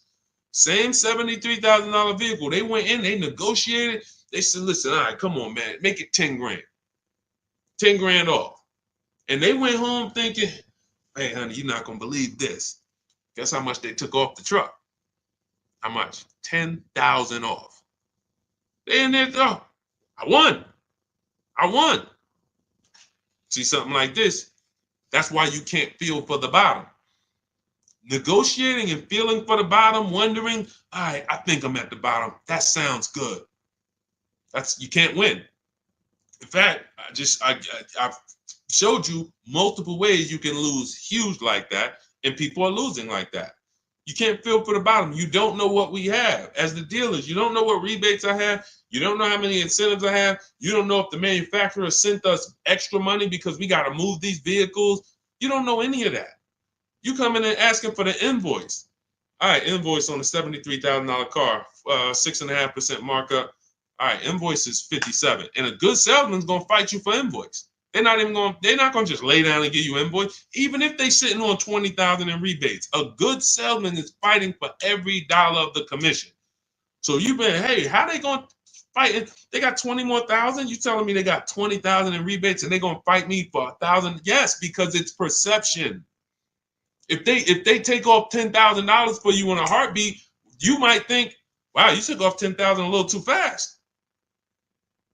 This is how salespeople are trained. So I'm telling you, the people who believe it, they're going to win. If you listen to me, you're going to win. If you don't listen, you're going to keep losing. And when I say losing, I mean, show me your car deals. Show me your car deals. That's all I care about. Sean, I'm going to do it my way. Okay, show me your car deals. DM me. Sean, I did it my way. How this look? All right, would you bet me $1,000? I can't find a better deal than this. Would you take the bet? I'm looking at your deal. You did it your way. Yeah, I went in. I negotiated this thing.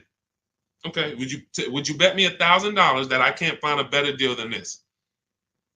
Oh nah, man. I don't think I want to take that bet. I know you don't, because you don't have confidence that you actually got the below market deal. You might have got the best price from that one dealer. I don't doubt that.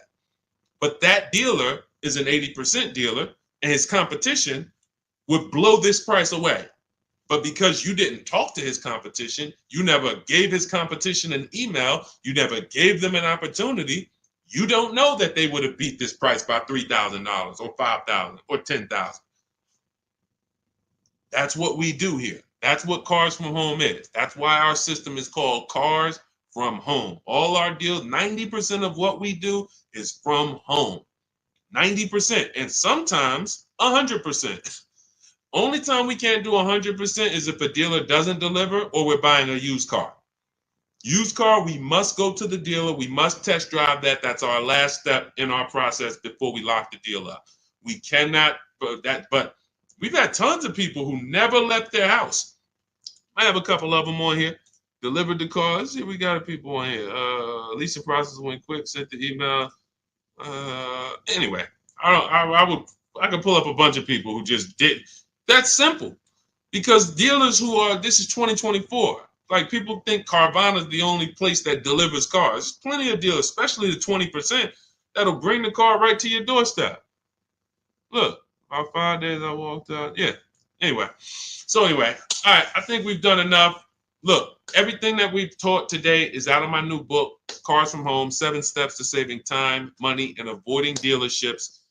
It's a 7-step process that I've developed over 14 years in the car business to buy, lease cars, below market value in 90 minutes. This does not take a lot of time. This is the easiest way. You don't have to be a great negotiator. You will stay at home where your power is, where you can put dealers against each other, put banks against each other. Thank you so much, Renovating with James. And you can employ competition. The same way you shop for everything else, competition, you can bring that to your car deals. And that's the only way you're going to get below market deals. And that's the only way you're going to start to enjoy car shopping. When you're at home and tons of dealers and banks are actually competing for your business, you actually enjoy that. That's why when you see people like Teddy, who said that I will never lease another car any other way. Look, suppose it's a bit wordy. Look at Teddy. You got his BMW 2024 i4 M50, $73,000 vehicle. His best offer was $856 a month, which is a 1.16 lease. His highest offer was $1,123 a month from another dealer. His closest dealer, his local BMW dealer, was where was it? Look, the dealer closest to me was $986. His closest dealer that he probably drove by and saw the car and said, man, all right, I'm gonna work with them one day. $986 a month. He ends up paying $856, over $130 less than his local dealer. But he did it from home. And he said at the beginning, I will never, I repeat, never lease another vehicle any other way. Now, had he bought the car and got $10,000 off, he would have said, I will never buy a car any other way. The Cars from Home way is how you are in control, how you feel like the prize. And when that 20% dealer wins your business, you feel like you won. You know you won. So, all right, let me get out of here, y'all. Grab your copy as my welcome offer to you of Cars from Home, 7 steps to saving time, money, and avoiding dealerships. 30 minutes only. You can get it for 75% off, which so you won't pay the normal $97. In my TikTok bio, my Instagram bio, click the picture of me, the YouTube link, or the Facebook link, and grab your copy. As long as you get there before the 30 minutes is up, you got it for $24, and you'll have everything step by step. You don't have to remember any of the things we've spoken about over the last hour, 15 minutes. You don't have to remember them because you will have the blueprint step by step. Leasing step by step, buying step by step, selling leases, selling your cars. We never trade cars, getting out of negative equity. All in there, high mileage driving, everything in my 14 years of experience is in that book. All right, so I look forward to you guys using it. Make sure you send me your success stories. Write me emails when you make your deals. Let's continue to 30 minutes now. It's only available for 30. Now, it's available forever. $97 is the price. Normal price of the book is $97. But for 30 minutes, you can go to my TikTok bio and you can get your copy for $24, which is 75% off. All right. God bless you guys. I'll see you soon. And keep unlearning, keep relearning. Thank you. Thank you.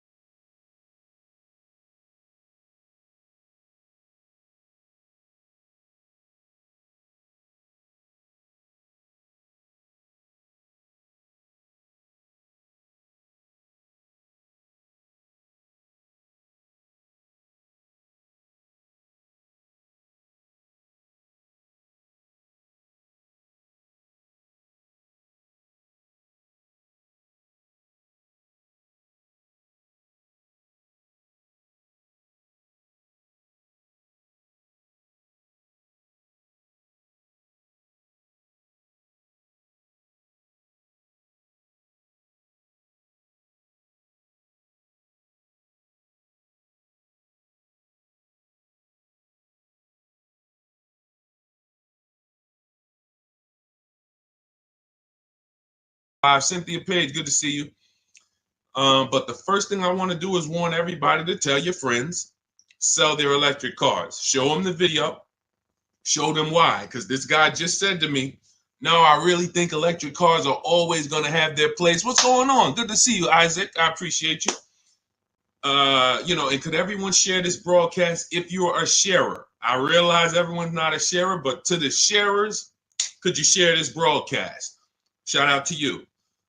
Warn your friends that if Donald Trump gets in, he's already said he's going to make sure we could always have gas cars. That's good. I like a gas car. I haven't bought an electric car yet, but a lot of people have.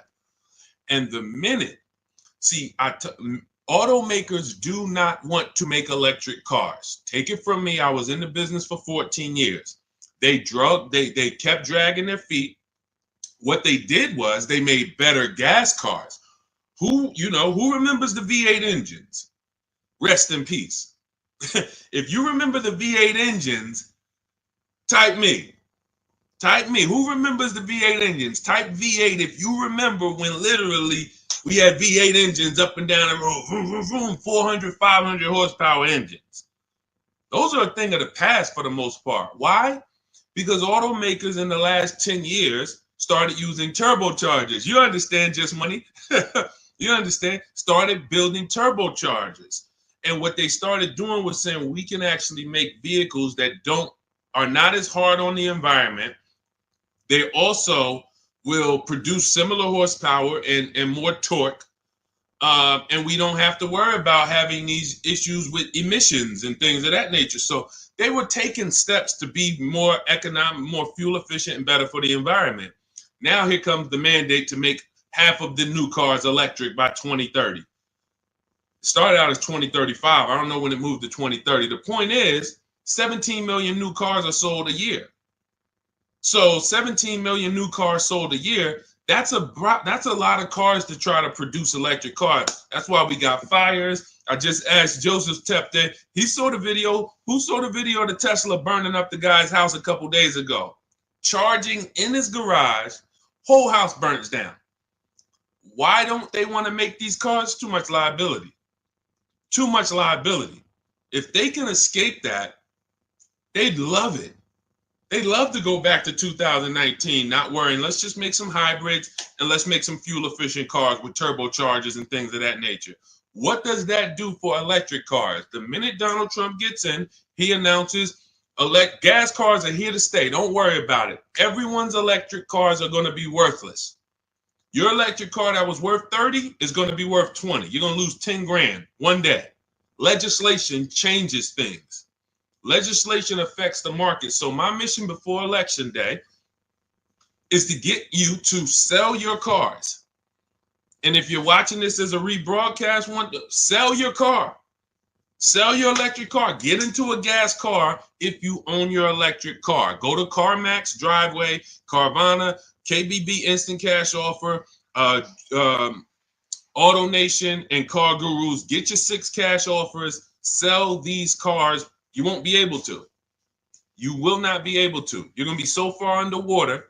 The market's going to be so soft. It's already soft. Google Tesla depreciation. See, I don't want to tell you guys something. Keep typing your questions. We're going to get to the question, but this is a warning, and most people are not going to take it.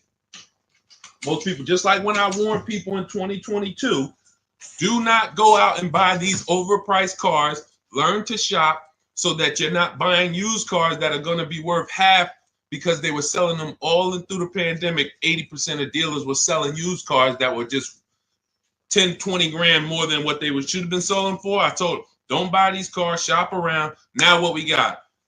Thousands of people around the country who are $20,000 upside down, can't get out. I realize though, but if I could help 10 people, if 10 people say, Deshone, you know what? My man told me, he sent me your video. I sold my Mach, whatever it is, Ford Mach. I got out of that thing right before. I'm glad. If we can help a couple people, God bless us. Sell your electric cars. You won't be able to very soon. And if you're going to keep them till the wheels fall off, then it doesn't matter. If you're going to keep it till the wheels fall off, it doesn't matter. But if you're planning on replacing this thing in 2, 3, 4 years, sell now, immediately. Get out of it right now. All right. Let's go. All right, we got a couple questions. We're live on Instagram, Facebook, YouTube, and TikTok. And, we'll be live for probably at least 45 minutes answering all types of questions. For those of you who don't know me, I'm known as Deshone, the auto advisor. I spent 14 years in the car business. Now what I do is show you how to make dealers bid for your business. Every dealer has a different price. All cars are cookie cutter. No matter how much you like a car, there's 100 of them in this country at minimum. Even the most rare cars, Bentleys, you have 20, 30 of them around the country that you can shop around so that you can see. But if you use online tools like the tactics I'm going to tell you in this live, you will save thousands of dollars. You'll get below market deals on leases, new cars, purchases very, very easily. Very easily. All right. So feel free to ask your questions. Let's get to it. I see we got a couple that came from TikTok. Dolan, you want to bring the first one up? All right, let's go. I drive a lot of miles. Is it worth it to get a leased vehicle? That's a great question. If you're a short-term person, if you're keeping your cars till the wheels fall off, no. If you drive 25,000 miles a year, but you're keeping that thing for 10 years, that's only 250,000 miles. You get a Honda, Toyota, there's several cars that will go 250,000 miles. No need to think about leasing. It's all up to if you're going to keep it 8+ years. You do not need to. Who keeps their cars on average more than 8 years? Type me. If you keep your and listen, some of you who are new here, you may not know how we do here. We use our keyboard. Listen, I know there's lives where you just sit back and you watch the person's telling jokes or just talking. We dialogue here because this is a finance channel, so we spend a time dialoguing. So stay close to your keyboard. That's how you're going to get the most out of what we're doing, and that's how you're going to save the thousands of dollars on your car. Okay, I see you, Alton. All right, I see you, Amanda. Okay, if you keep your car more than 8 years, Don't think about leasing. If someone in your house is keeping their car more than 8 years, they should not think about leasing. Doesn't matter how much they drive. Just get a quality vehicle, get a below market price, keep it long term. You're going to win. If you're not keeping it more than 8 years and you are putting high mileage on your car, you are losing more than anyone because your car is worth less depending on how much you drive. Let's just say you got a car that's worth 30,000 today. You drive average miles. Average miles. What's the car worth in a year? Throw some numbers out, y'all. Throw some numbers out. $30,000 car. You drive at average miles. What is it worth in a year? What does that car depreciate in a year? From 30,000 today, what is it worth next year? Throw a number out. Okay, Amanda, 19. That's fair. That's a little steep, but 18. Okay. Somebody said 10,000. Man, what kind of car you buy? Listen, that's how electric cars are about to depreciate. It's so funny. That's how electric cars are about to be. They're going to be worthless. The investment in the infrastructure isn't worth it.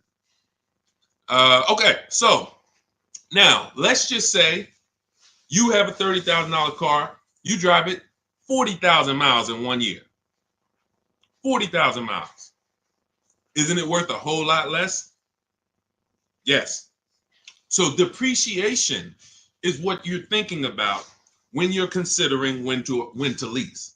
And what I teach people, this is step one, is if you're not keeping your car 8 years, you're not going to keep it long enough to beat the depreciation.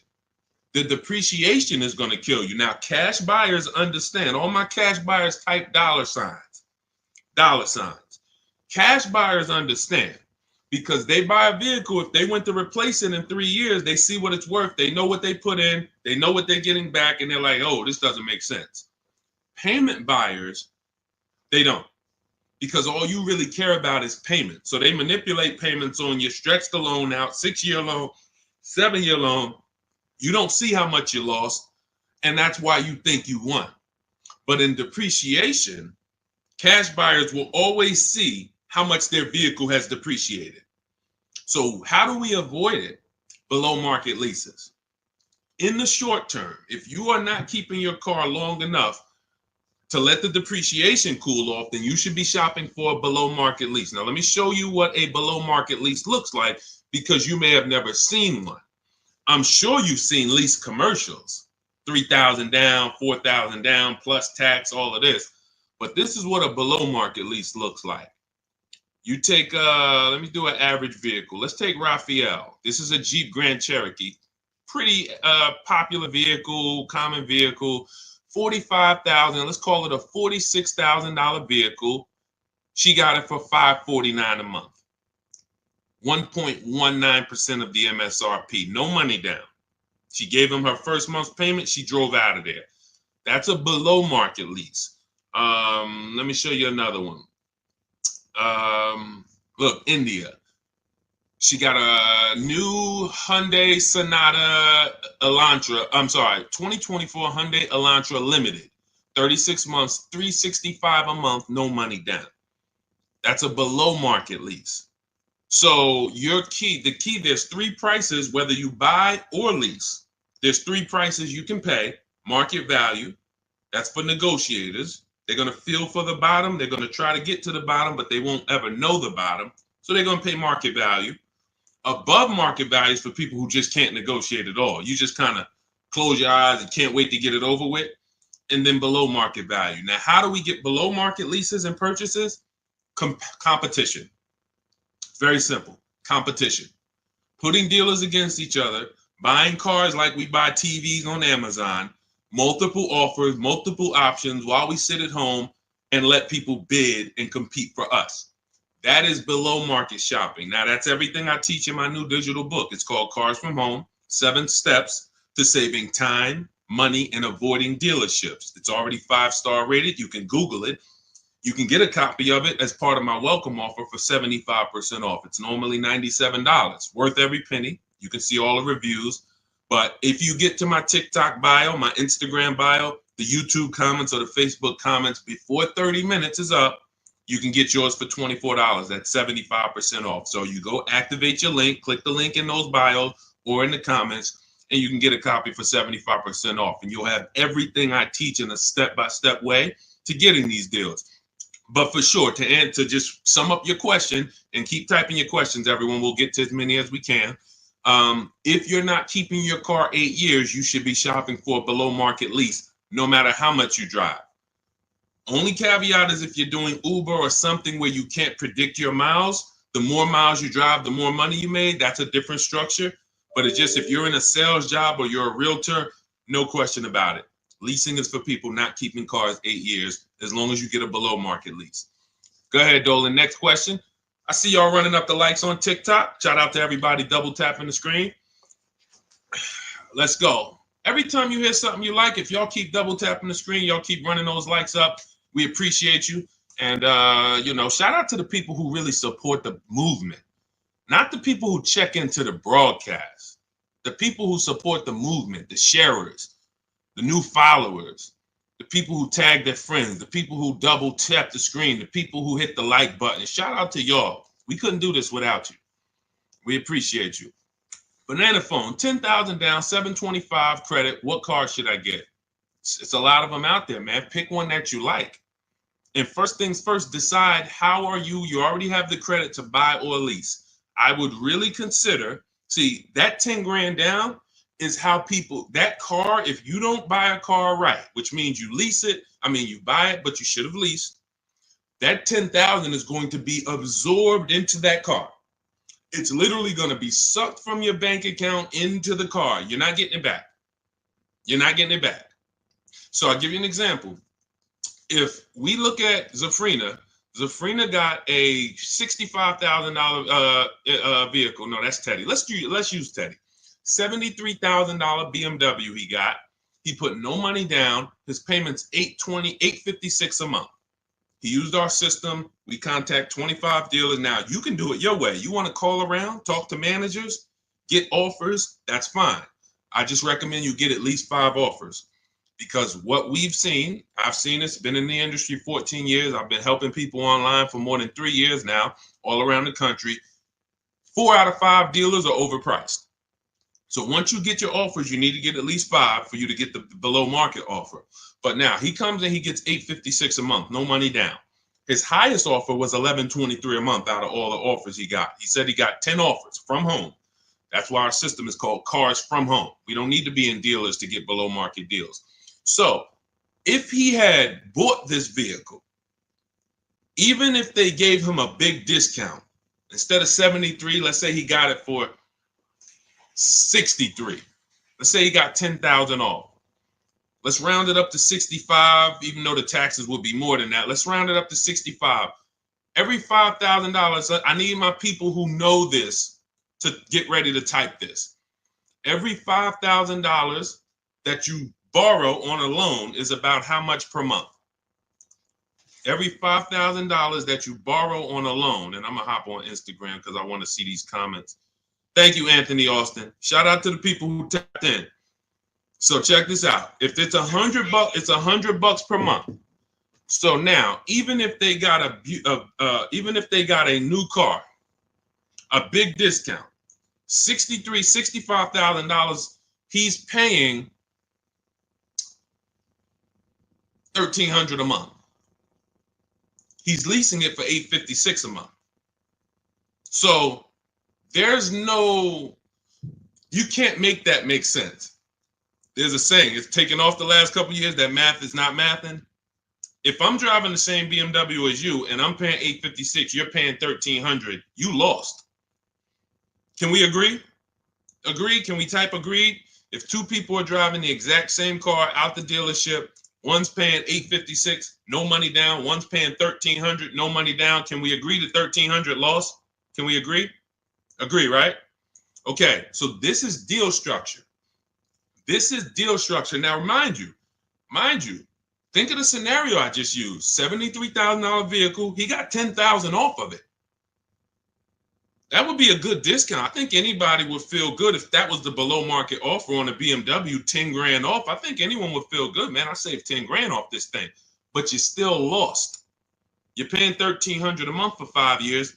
This person paying $856 a month because you structured your deal incorrectly. You put it on the wrong foundation. Now, if you're going to keep the BMW till the wheels fall off, then buy it. Pay the $1,300, pay the thing off, and then you got a BMW that's paid off. You can keep it for 8, 9, 10 years. If that's the strategy, forget about leasing. But if you're not keeping it 8 years, you lost. So the biggest thing, Banana Phone, before you think about, oh, let me go get a car, I got great credit and I got 10 grand down, you're going to walk into a dealer, they're going to see you just like blood and sharks looking at blood coming to the ocean. Hey, look at this guy. And you got 10 grand? I want to get all of it. I'm going to get everything out of your bank account I can in the shortest amount of time I can. So instead of you doing that, you slow down. Decide, am I keeping this next car 8 years? If not, I should be shopping for a below market lease on whatever I want. And take the time to go look at cars. Take the time to go look at cars. Go test drive cars. You're about to go spend, you're about to make a 5-figure decision. Don't make that decision in a rush. Who'll go into the mall and let them rush them? I wish I would go into the mall to spend $30,000 and they rushing me. Hey, we close in a couple, come on now. So, that's why we're different. You go and test drive these cars. The only thing you want to do on our test drive process is test drive and leave. Get the card. Thanks a lot. Leave. Thank you. Leave. We never talk numbers in the dealership. So if you want a step-by-step process of how we do this, you can grab my new digital book, 75% off. It's called Cars from Home, 7 Steps to Saving Time, Money, and Avoiding Dealerships. Everything in there about below market leases, below market purchases, below market used cars is in there in a step-by-step way. But the first thing you want to do is ask yourself, how many years am I keeping this next car? If it's not 8, you should be shopping for below market leases, or somebody's going to get all that 10 grand out of your bank account. It's going to go into theirs. Go ahead, Dolan. Next question. Keep typing, y'all. We'll get to as many as we can. Shout out to the people on Instagram. Shout out to the people on every platform that's tapped in. Shout out to the sharers. Thank you to everybody who shares the broadcast with somebody.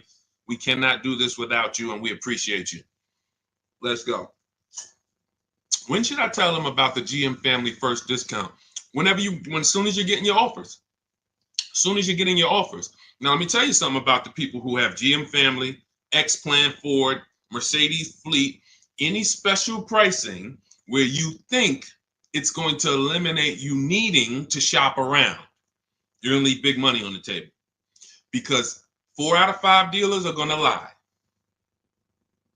That's just what we know. Not just because I'm not saying that because I was in the business.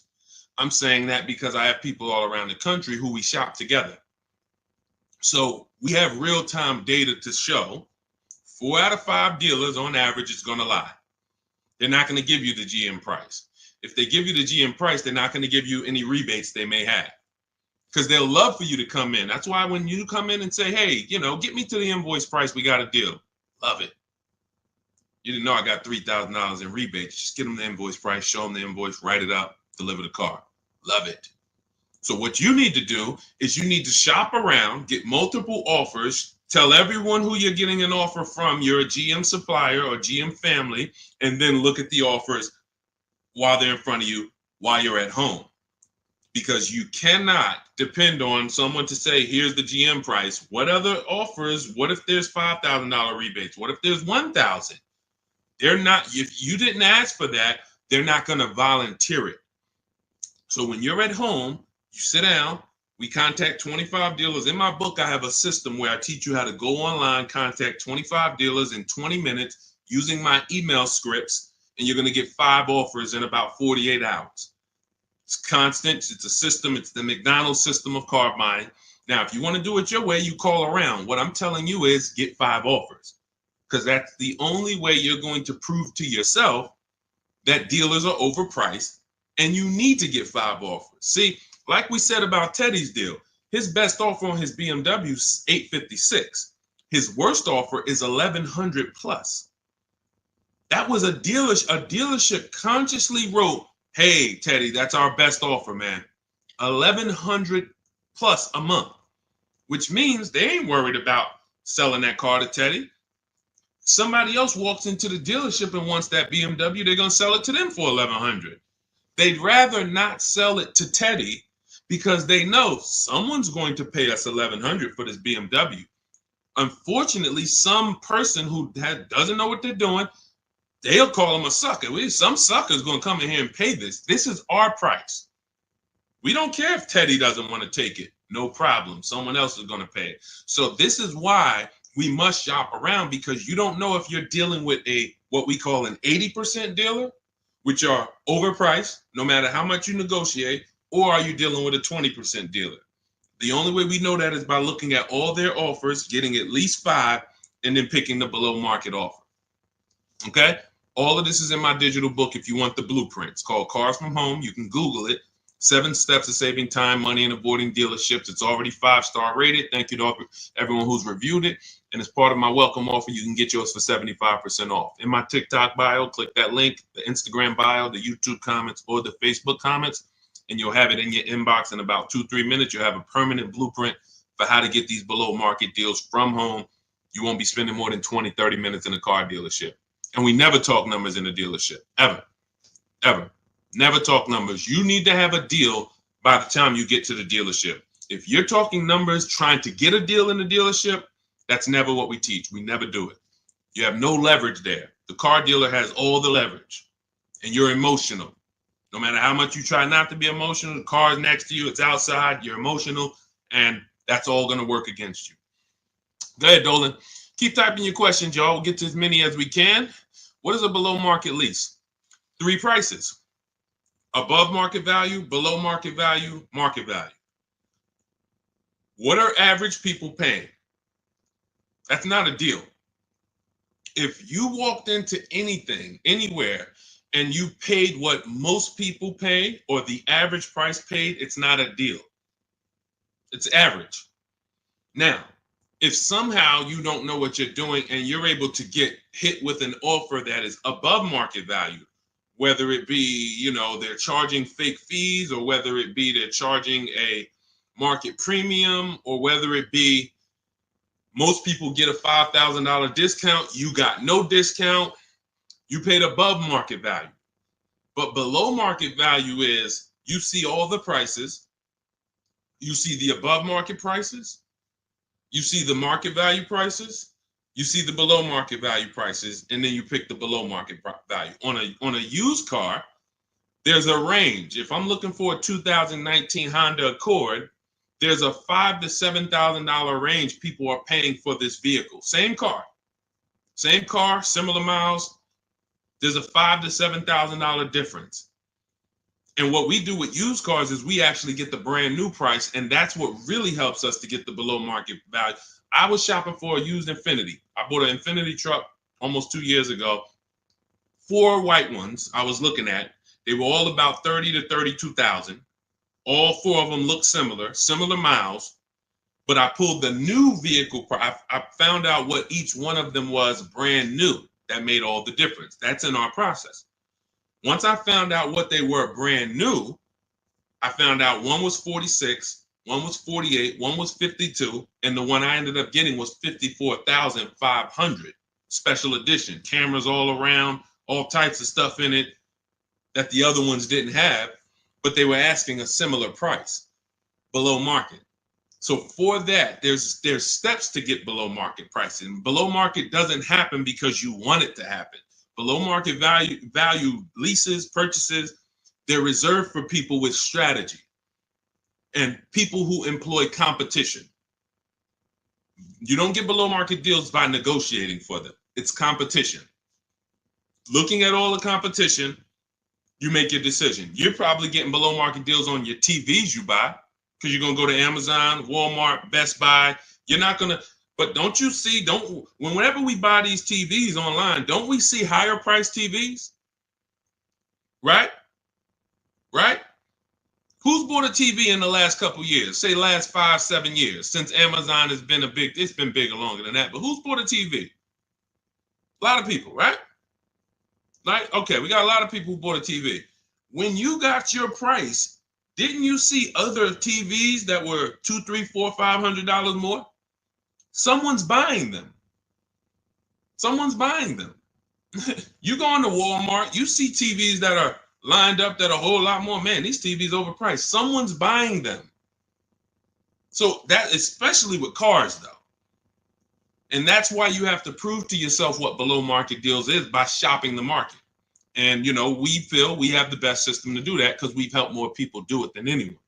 There's no one who has an official system for putting dealers against each other and creating competition like what we do, the Cars from Home system, be it in my book, be it in my coaching program, depends on how you like to learn, but all that info is in my bio. For those who want to know about my coaching program, where you want videos and you want to work with me directly, you can go to shopwithdeshone.com or you can go to my bios there. I don't care how you do it. And I'm going to continually say this. I don't care if you don't do anything, if you don't do it my way. But if you call around and you get multiple offers and you want to talk to dealers, I don't care. My biggest thing is you pay below market value. That's all I care about. I'm just going to give you my options on if you want to do it my way without talking to dealers. Here you go. But the biggest thing is do it. Okay? Go ahead, Dolan. Shoot the next one up. Let's go. Keep typing your questions. EHH, good to see you. Bernie Watt, shout out to the people checking in on TikTok. I see you, Nans. Good to see you. Good to see you, Michelle, 423. High mileage driver, limousine service. Should I do a used car lease? Not really used car leases out there. You're going to see people have tried it. Lexus tried it. BMW tried it. But we can't employ competition because there's not a lot of options. You're going to find that in a lot of cases, used car leases can be, they're made up prices. It's tough. It's hard to know if you're overpaying. But if you do find one, it's worth considering. But again, I'm not going to make a deal without having other offers. So 99 times out of 100, leases are brand new cars. And I don't want to assume anyone knows that. So that's a good question. Leases are brand new cars. That's another benefit of leasing. You're driving brand new cars. You're the first owner. Brand new car smell you're getting every 3 years, and you're paying cents on the dollar compared to what people are paying to purchase them, as long as you're getting below market leases. So if you know how much you're going to drive, I will be leasing. If you know I'm going to drive 25,000 miles a year, I'm going to drive 20,000 miles a year, in most cases, then I would be leasing. Now, if you go below that, you could always sell the lease. I know some of you don't know about, most of you probably don't know you could sell leases. We've been doing it for 3-4 years. It's always been allowed. But, during the pandemic, I saw the opportunity for us to make thousands of dollars selling our leases. And made lots of videos about how to sell leases. And a lot of people came and sold their leases when the market was hot and high. And some people made $7,000, $10,000, $12,000, $15,000 selling their leases. So although values are not that high, we still do a check before we return our lease. So if you're under miles, or for those of you who you only drive 5,000 miles a year, the minimum lease might be 10. You're just going to sell that lease at the end and make money on it. So, this is all in my book. That's step 2. We call that the equity assessment. We never return a lease without doing an equity assessment to find out if the market value we could sell it for is actually higher than the payoff amount. So, but yeah, what I would do is I would spend the time considering, can I plan my mileage? Can I predict it? Now, let's say you can't. Let's say you're like, Deshone, you know what? Some years I'm going to do 20,000 miles. Some year I'll do 40. Then I wouldn't tell you to lease. I would tell you to make sure that your loan, I want you to forecast. See, with a depreciating asset, what the people who learn from me, you're learning to forecast. You must forecast with a depreciating asset because you lose in the short term. When you buy it, you lose. So if you went to buy a stock and they said the stock's going to drop in the short term, but in the long term, it'll come back. In the long term, it actually makes then picture you trying to buy them and flip them in 2, 3, 4 years. You're going to just lose money, lose money, lose money. That's what people do when they buy cars that they only plan to keep for 4, 5, 6 years. You're losing in the short term. The depreciation is killing you, and it's killing your finances. So now you forecast out. How long am I going to keep this car, this limousine? You might say, all right, 4 years, I'm going to turn it. Your loan shouldn't be more than that. You should always, and this is for Uber drivers, Turo drivers, people who can't predict their mileage, always plan to take a loan that by the time you go to replace the car's paid off. Because what a lot of you are doing is you're taking regular loans, like average people like us, 5-year, 6-year loans. But you're not an average person. You're running a business. When you take a 6-year loan as an Uber driver and you look up in 3 years and you have 120,000 miles on your car, now you're like, okay, I think I want to replace this next year. I'm going to get me a new one. Now you're going to have 150,000 miles. Problem is your loan is still $10, $12, $15,000 that you're going to owe. So you pushed your losses to the back. You looked at the monthly payment. If you'd have just took a 2-year shorter loan, 4-year loan instead, yeah, but the payment's going to be $700 instead of $500. Okay, $200 more a month, but 4 years, you have no negative equity. Not only do you not have negative equity, you got an asset that you could probably sell for $5,000, $6,000. Instead of, oh man, all right, yeah, my payment was $200 a month less, but then when I go to replace the car, I got 15,000 negative equity.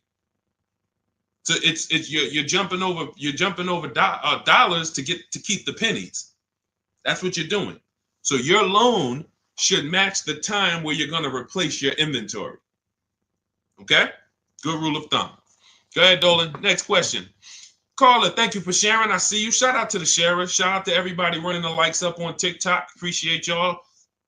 It's just good. I just want to show my appreciation to the people who help move this broadcast forward and help us spread this message.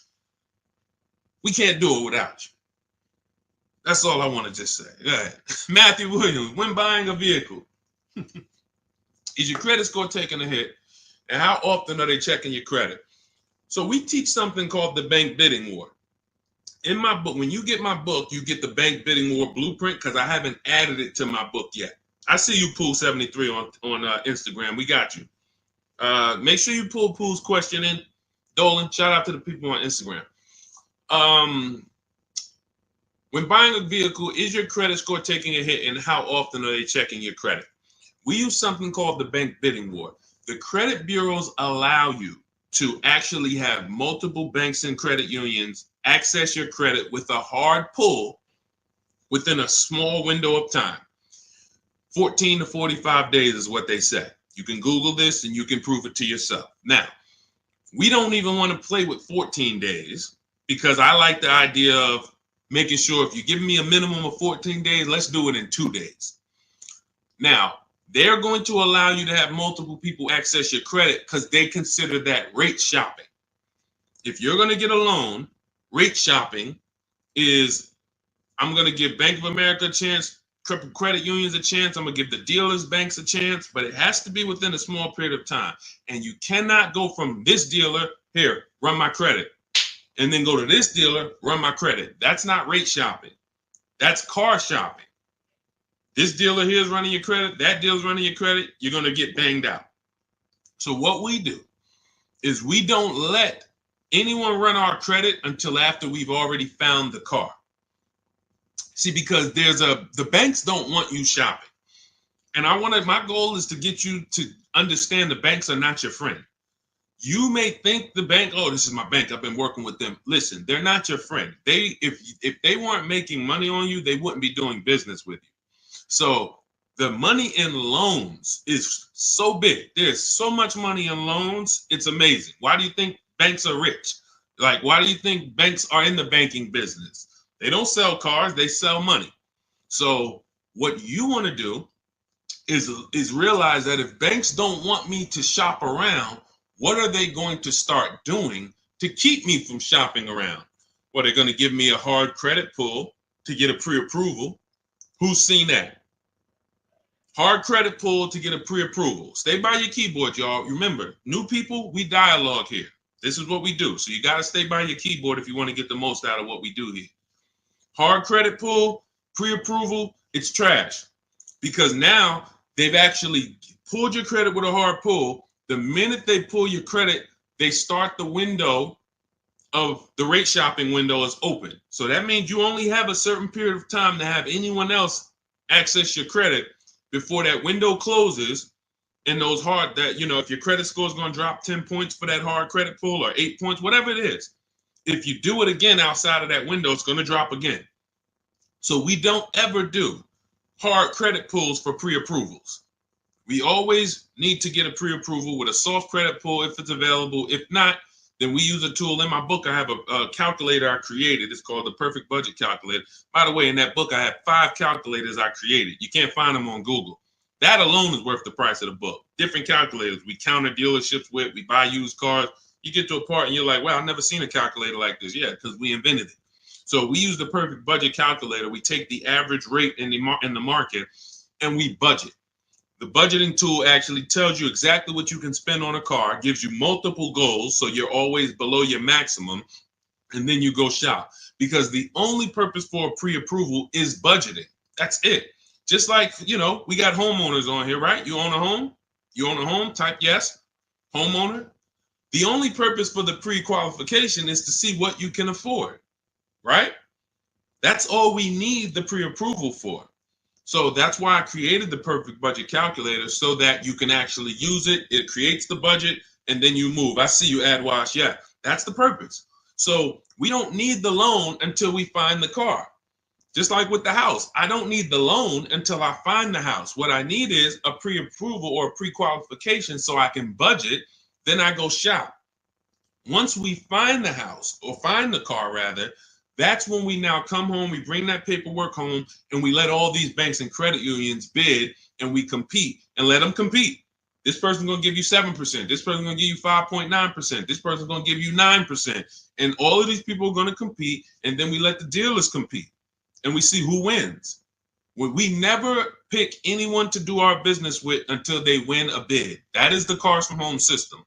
Whenever we are buying, that's how we guarantee below market offers, because someone won the bid. You were competing against all these people to get my business, and you won. You were competing to buy my old car, you won. That's how we do. So that's the bank bidding war. You find your car, then you come home, call your bank, your credit union, online dealers, online bank, you let them compete. So when you get my book, you get the bank bidding war blueprint. If you want me to spell this out step by step for you, where those of you who are financing, you'll have 3 rounds of the bank bidding war blueprint. The bank bidding war to make banks compete at various stages, because there's a lot of money and interest. So this is all in my new digital book, Cars from Home, 7 Steps to Saving Time, Money, and Avoiding Dealerships. It's normally $97, but you can get yours for 75% off as part of my welcome offer for 30 minutes only. Go to my TikTok bio, Instagram bio, YouTube comments, or Facebook comments. Click those links. Activate your 75% off. The book is digital, so it'll be in your inbox by the time we end this stream, and you'll have everything I teach step by step. You can use it for, over and over and over again. 2, 3, 4, 5 cars. You'll still be saving money from the same $24 book if you get there before the 30 minutes is up. All right.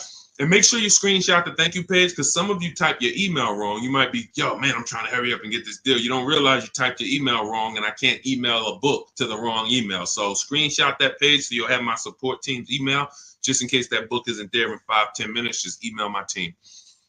Go ahead, Dolan. Next question. Oh, no, pull my man Pulling from Instagram. Did you see him? We got Ingrid too. It's a lot of people on Instagram, so we're gonna try to get to questions from every platform. Do you ever advise buying the lease at the end because you went way over miles originally allowed? Great question. No, I'm gonna tell you why. The moment you lease your vehicle, your contract says what you should bring the vehicle back with in terms of miles. Let's say average is 36,000 miles, 12,000 per year. They have a buyout price based on that, a residual value based on that. So that means at 36,000 miles, they already know this is what we plan to sell the vehicle for on the market when he brings it back. Let's just call it 18,000. Now, 18,000 is based on 36,000 miles. It may not be a good price. That's why before we actually buy our lease, we always do a market comparison. Is the price I'm going to buy my lease for even a below market price? If I could go get a used car that is similar miles, similar condition, similar features, but I can get it for 2, 3, 4,000 less, then my lease buyout price is overpriced. It's over market. So that's step one. We have to do a market assessment before we even consider buying the lease. But here's the bigger thing about going over miles. Just because you put 20 more thousand miles on it, that purchase price of 18,000 is still based on 36,000 miles. So you got now 60,000 miles. You're going to pay the same 18.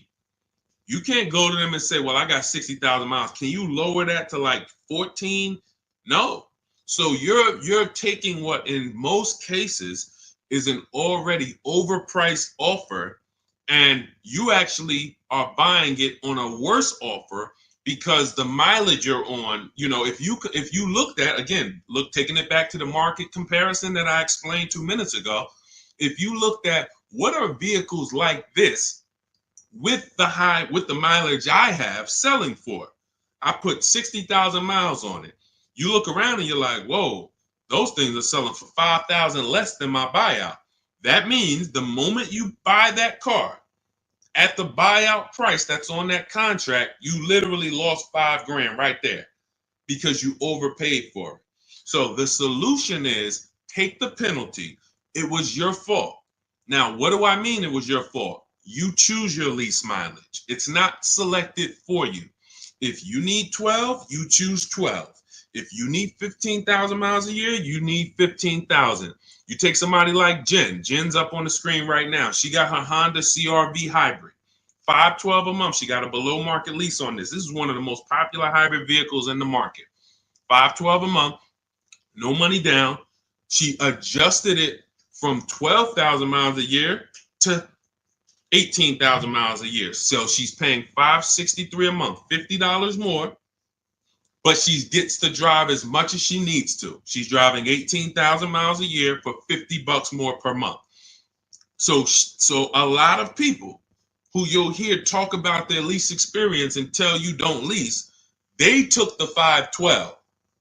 They would look at the lower payment, never adjust it to what they need, and then they end up telling you don't lease because I got a bill for the mileage. No, you got a bill for the mileage because you signed a contract. You said in that contract, I'm going to use this. You had the option at the time of signing the contract to choose more mileage, but you didn't. And then you went over the mileage you drove. So therefore you paid for that. So I would always take the penalty. You can actually do a deal where you actually shop for a car, and the best offer you find, you can actually have them cut a check to the old company. So let's just say I had a $3,000 bill coming, a $3,000 mileage penalty bill coming. I find a car like, let's say I'm shopping like Zafrina. Let's take Ansley. Ansley right here. He got a $58,000 lease on a 2024 QX60. $554 a month. So that's what we call an under 1% lease. You're driving a almost $60,000 vehicle. You're paying $554 a month, no money down. So let's say I got a $3,000 mileage bill. If I'm Ansley, I'm gonna shop, get my best offer, and then I'm gonna say, hey guys, I need you to cut a $3,000 check to my old leasing company, because I don't want to pay that mileage. Now, what's going to happen is my payment is going to go up because they need to build that into the sales price, but I don't need to come out of pocket with it. I don't need to come out of pocket with it. Now, if you could come out of pocket with it and write it, some of you could actually do a payment plan if you want to do that. That's fine too. But I'm talking to the people who you're like, all right, I don't necessarily want to come out of pocket with the penalty that I'm going to get for the mileage. So therefore, let me actually go and make a deal. So you could do a payment plan for the penalty, or you could just have the dealer you're going to buy from cut a check to the old company, to the old bank on your behalf. They'll build that into the sales price, but you shop for your best deal first. Before you do any of this, you always shop for your best deal, identify the 20% dealer, and then work with that dealer on structuring, hey, how much would it cost me to just have you? How much would it raise my payment for you to cut the check to them? Okay. And also, we do an equity assessment, Pooh. Step 2 in my book. Call your leasing company, find out what your payoff is.